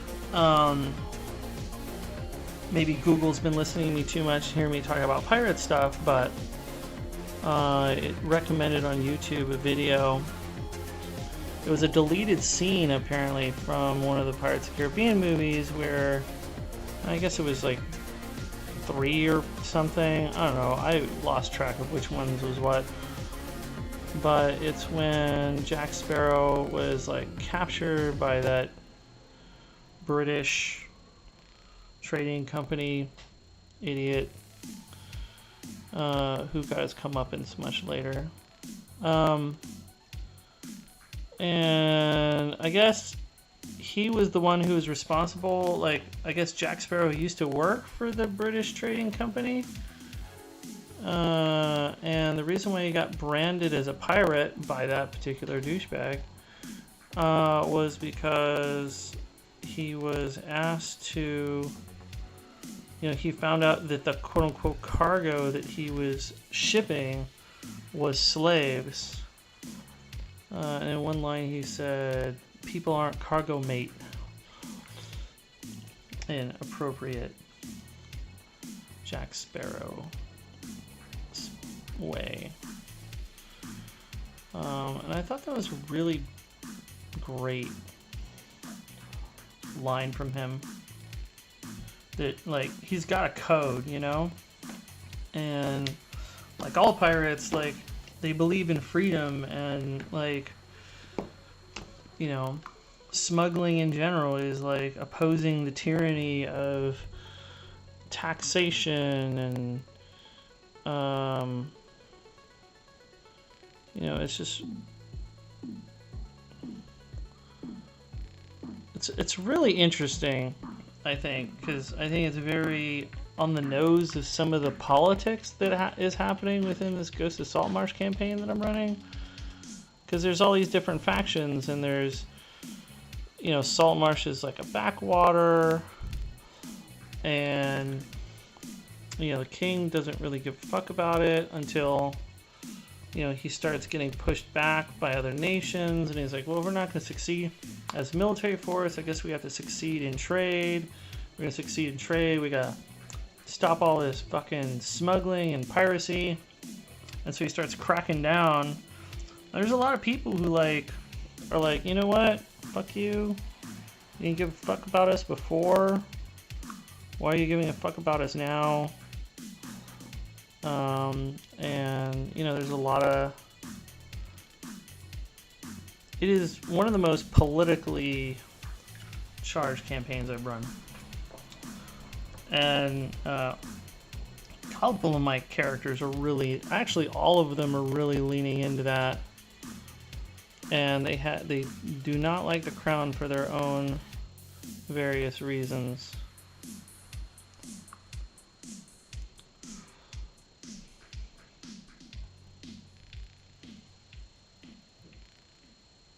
Hey, welcome back, Glorious Oat. How's it going? Yeah, they believe in their freedom. Yeah. I don't want to RP you.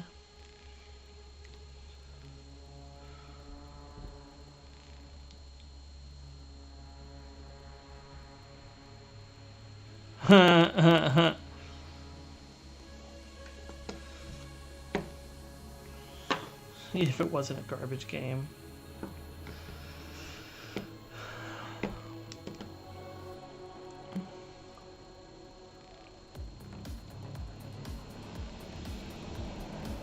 You know, I never picked up that vibe with the Pandaren, but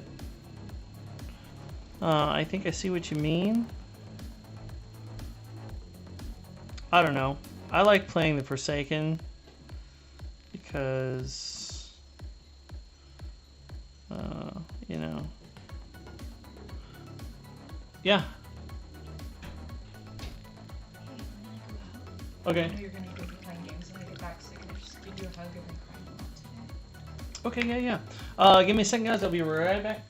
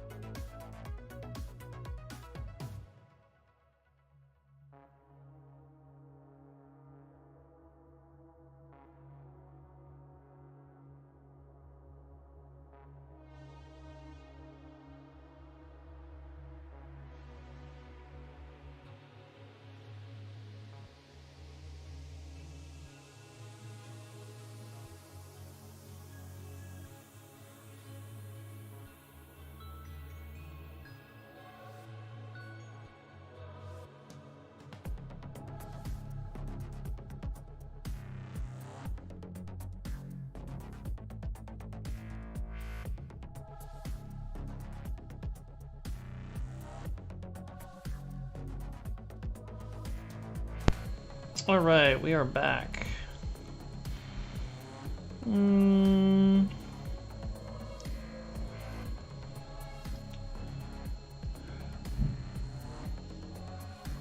For or against Sylvanas? I don't know. Sylvanas is a very complicated character. I think she did some pretty crazy shit later on. But I don't know. I was always pro Sylvanas.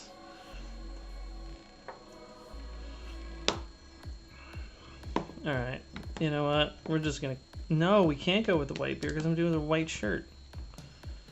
Whatever, we'll do a white shirt. Can lock in that decision.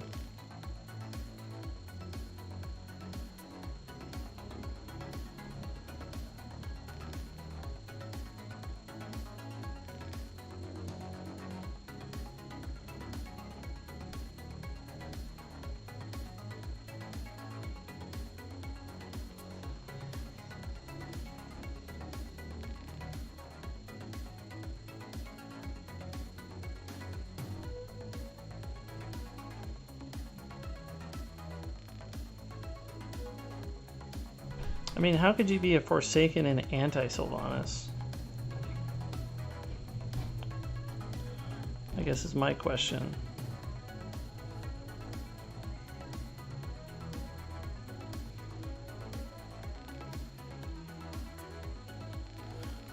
I mean, maybe in the later years as she started doing crazier and crazier shit, maybe anti some of the crazy shit that she did, but I mean, you know.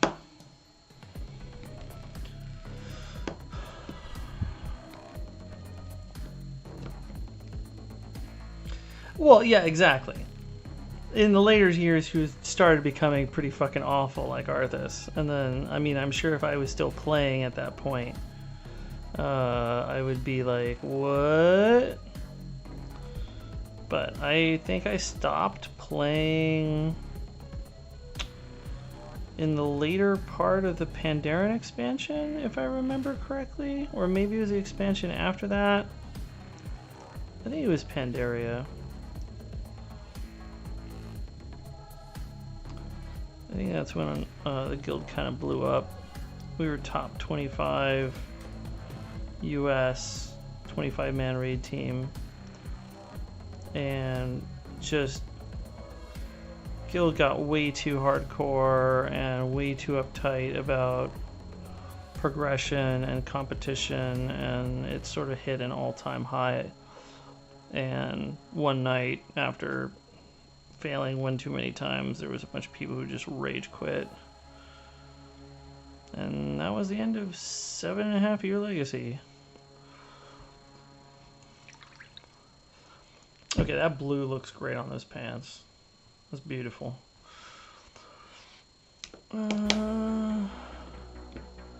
Yeah, she was. But, I mean, she was showing signs of that in Kata, because wasn't there, like, the whole storyline where she was, like, chasing down Arthas, and there was a couple of... I remember there being some special shit between her and Arthas in Kata. It's been so long, I can't remember the details.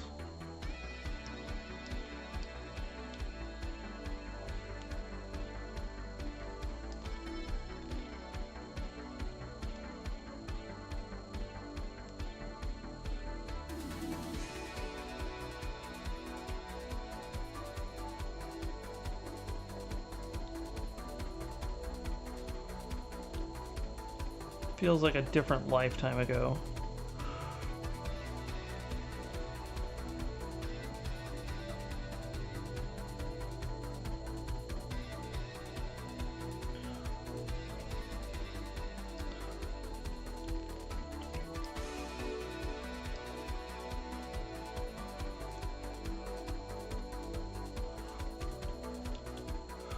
Yeah, I might just keep his coat this leathery color. Might not do the dark leather at all.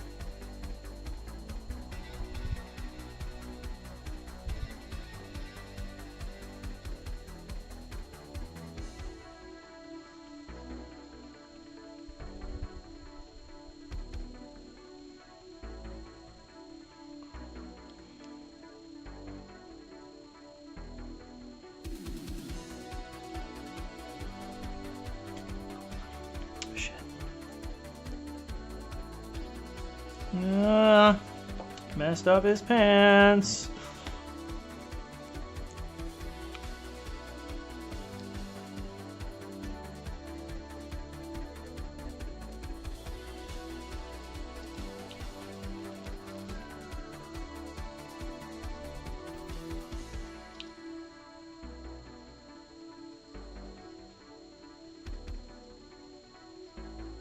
There we go. She's a hero after Arthas died, and a Valkyrie tried to make her relation with Summer.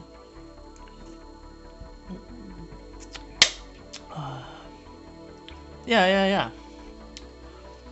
I mean, I remember all that stuff from Warcraft 3.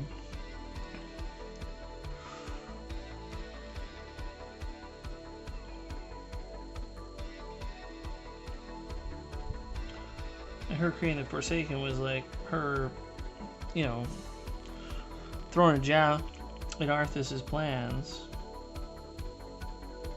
Be like, no, these fuckers are gonna be free, alright?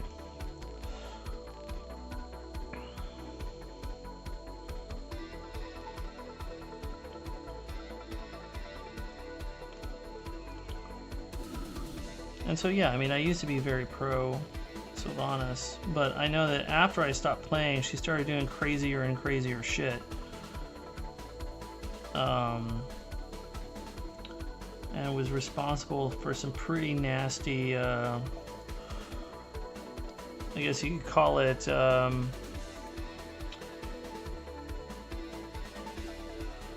wartime atrocities.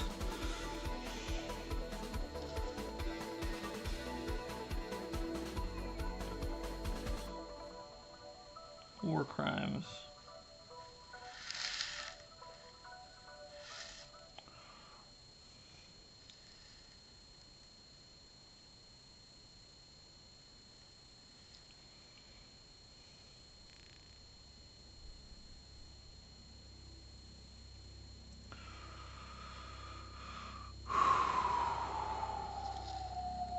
Breathe.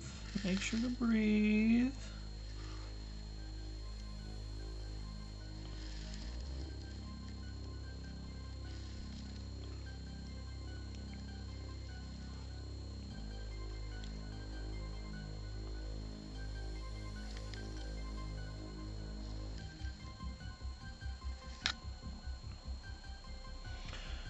Yeah, we may just keep his coat this color.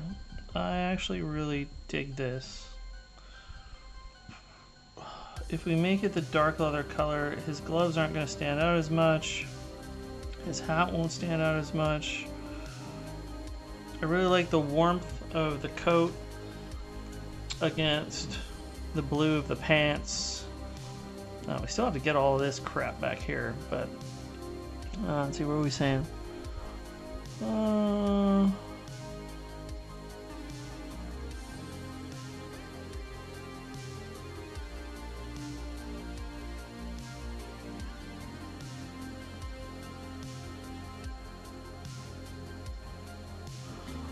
Oh, you mean like after Wrath of the Lich King is when she started getting all fucking weird?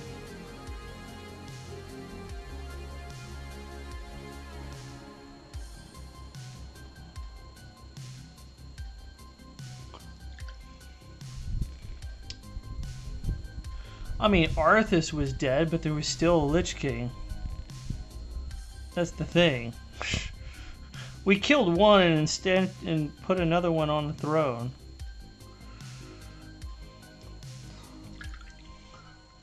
Which I'm curious if that ever came back to bite the player base in the later story. Whether that guy ended up just being as horrible as Arthas after the crown sort of corrupted him, which I'm sure probably happened over time, or whether he just sat on the frozen throne and didn't do shit.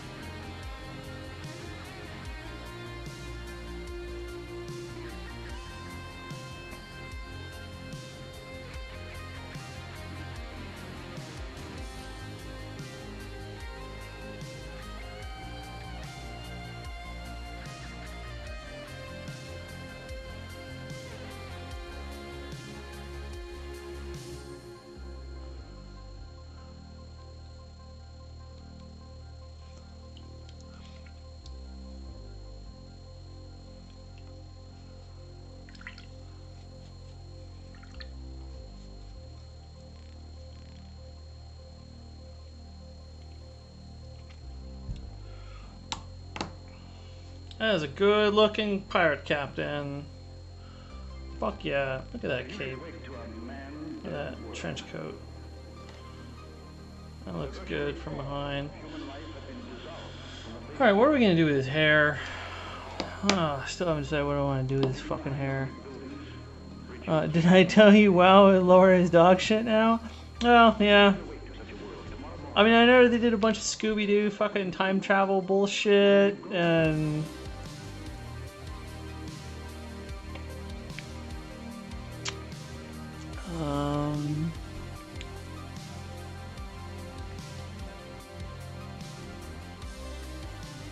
What? She tore apart the crown with her bare hands to shatter the veil of Shadowlands? What? Okay, whatever. Okay, so the guy who was put on the frozen throne was relinquished as... whatever. You're right, Laura's dog shit. Alright, I think we're gonna go with this reddish brown. Let's give him a brown beard.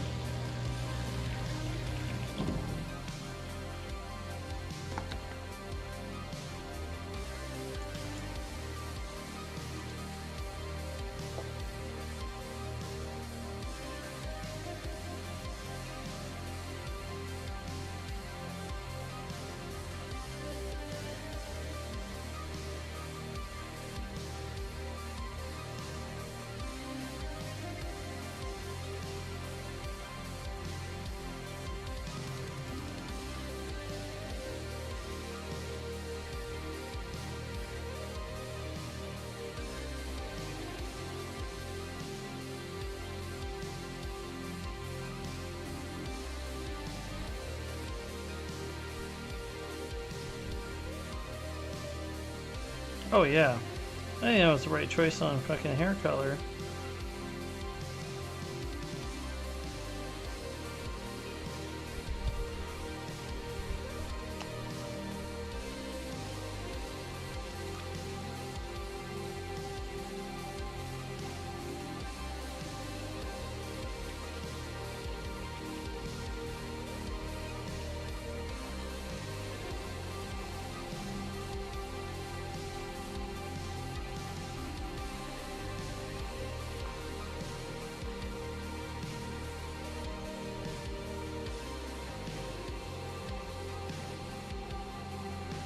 It's funny, I actually had, speaking of WoW, I had one of my old WoW buddies join the channel. Had talked with him in probably nearly 10 years. You know, we gamed a little bit after WoW, but, you know, then kind of fell apart. And when I started streaming my painting, you know, he had been an old follower from back days when I used to stream my WoW raids and whatnot. And he saw me streaming again. He popped on. He's like, "Holy shit!" Now I used the same account, but I renamed the channel and everything. So he's like, "Is this who I think it is?" I was like, "Yeah, dude." It's kind of good to talk to old WoW friends again. Oh man, that looks fucking great. What color should we do the feathers? Sajara stabbed Azeroth with his sword and Silithus is kind of gone.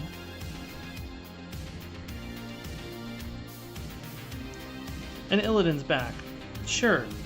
Because everybody loves Liam O'Brien.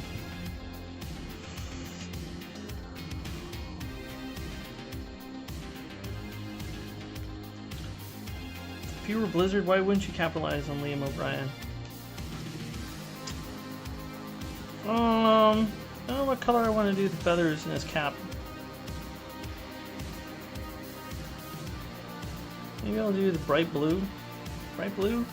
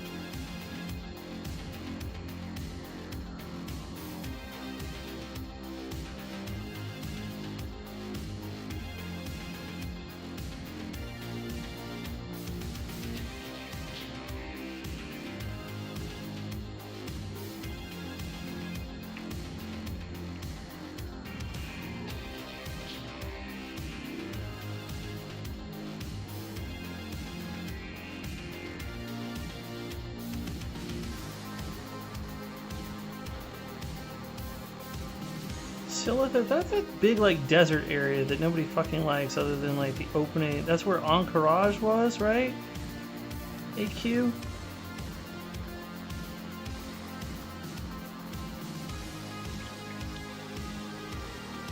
Oh man, look at that. Love it. Love it. Very happy with that. Oh.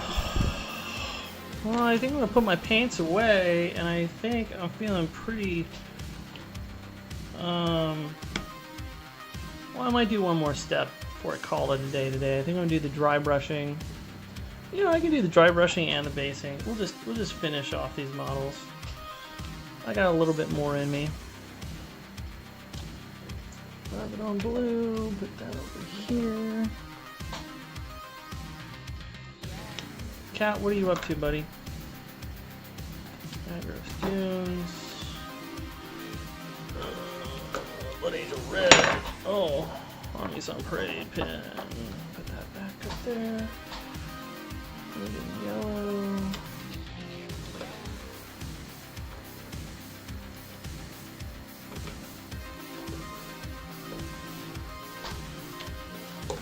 Orange. Go to the Blood God. Didn't end up using that at any point today.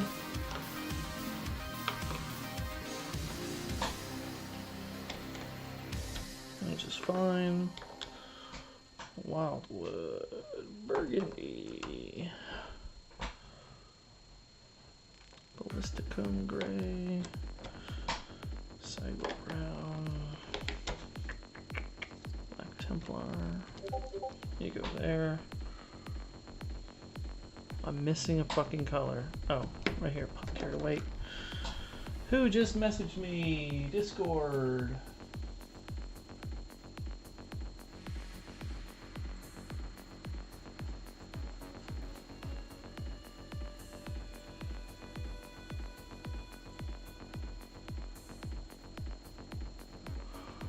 Oh, Mighty Owl's messaging me some fucking Minecraft shit. What do we got here?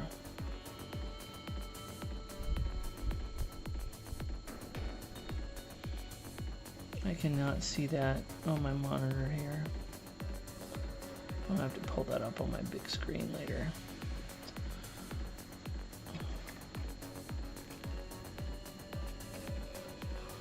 All right. Back to painting.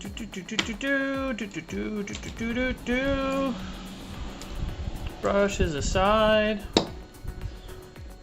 Oh man, we have to paint metallics. Oh, do I have it in me to paint metallics? It is 4:15. I gotta get on gaming with the crew pretty soon. You know what? I'm still gonna do the dry brushing, I think. But I don't think I have it in me to do all these metallics. Feel pretty good about getting this much done today, though. Which means I leave what, these 5 models left for the rest of the week. Got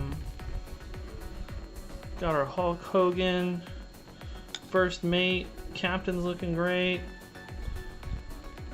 Gnomish Arbalist, the Scout, and the Ship Deck Wizard. Looking great. I think I will just do the dry brushing step. We got Tyrant Skull here.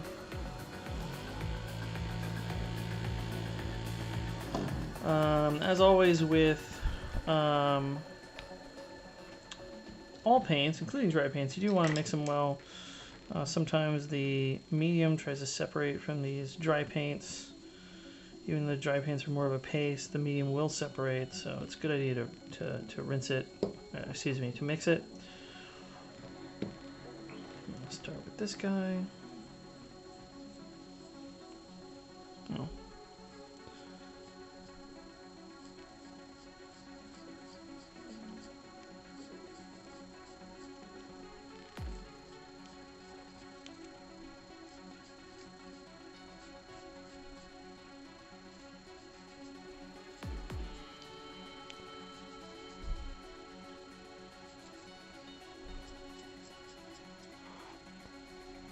There we go. Looks great.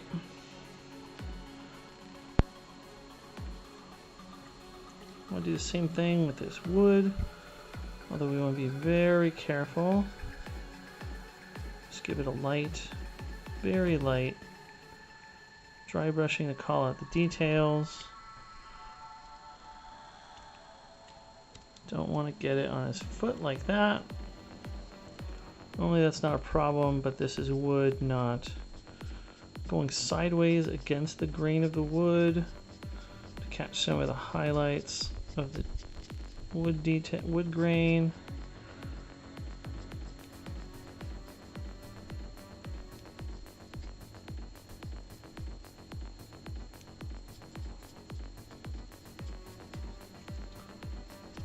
There we go. I'll hit up the barrel too. It's actually good we're doing the dry brushing step before the metallic, because I want to do like the little rim on the barrel in metallic, but I don't want to like mess it up with the dry brushing step.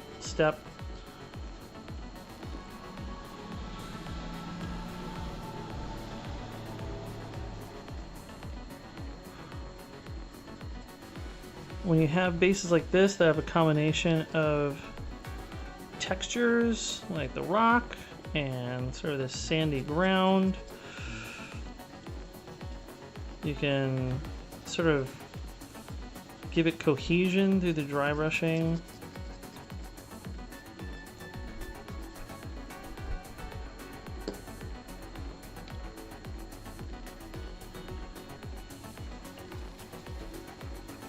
I might go back in later and give a wash to the gnome's base.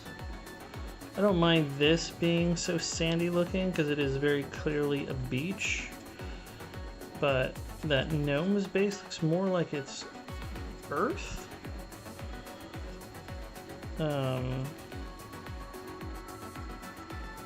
So see, look at that. Just apply the same dry brush to the rock. It'll make the rock feel more integrated with the rest, even though it's very clearly a different color. Just giving it the same sort of brushed highlights sort of helps integrate it better. Yeah, I'm okay with the gnome. The gnome is going to look better once I do the rim.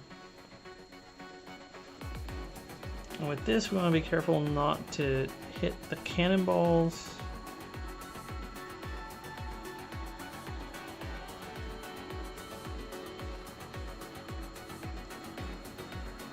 Although again, it really doesn't matter because we're going to paint cannonballs after the dry brushing step.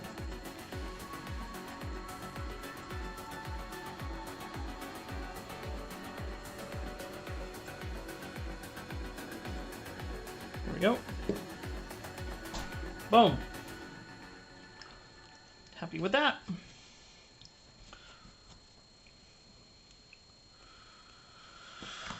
All right, well, with that, Glorious Zote, MVP, hanging out with me a couple days in a row, pretty much the whole stream. Thank you very much. Appreciate the company.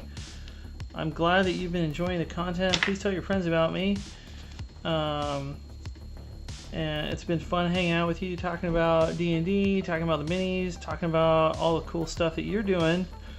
And also shooting the shit about WoW and what sucks about WoW these days. All of the above. It's been fun.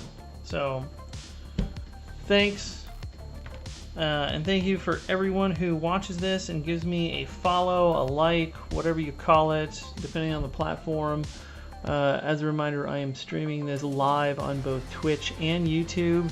The VODs are available on both platforms, but I primarily focus on looking at the chat here on Twitch. So if you want to engage with me live and chat me up, Twitch is the place to be. Making it through these miniatures for Ghosts of Saltmarsh. We got 5 done today that are part of the Sinister Secrets of Saltmarsh, part of the campaign. We'll be finishing up the rest of the 5 that we need for Sinister Secrets of Saltmarsh. Then after that, we'll be moving on to the DAD, I can't remember the name of it at the top of my head, but the second module for levels 3 to 4, which will be more piratey dudes. We got lizardmen, we got a whole bunch of grung to paint. We got some giant snakes. We got a two-headed snake thing. We got a troll, and we got some really cool sea orc dudes, which are called hell, I can't remember what they're called off the top of my head. Those are from WizKids, those minis right there. But yeah, we got a lot more fun stuff in store. Next time we'll get the metallics on these guys, and then any final little tiny details like washes, etc. And do the rims on them, and then get a coat of paint on these final 5 miniatures, which is my major goal for the week.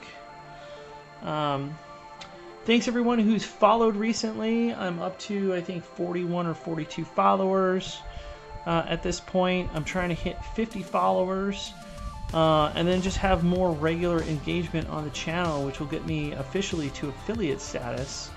So that way I can start taking things like gems and other forms of contribution through the Twitch platform. So again, if you like the content I produce here, either on YouTube or Twitch, give me a follow over on either platform, but especially Twitch. That's my cat Ace coming to say hello. He loves to get involved with miniatures. So again, thanks everyone for watching. Have a fabulous day. Until next time, I'm out.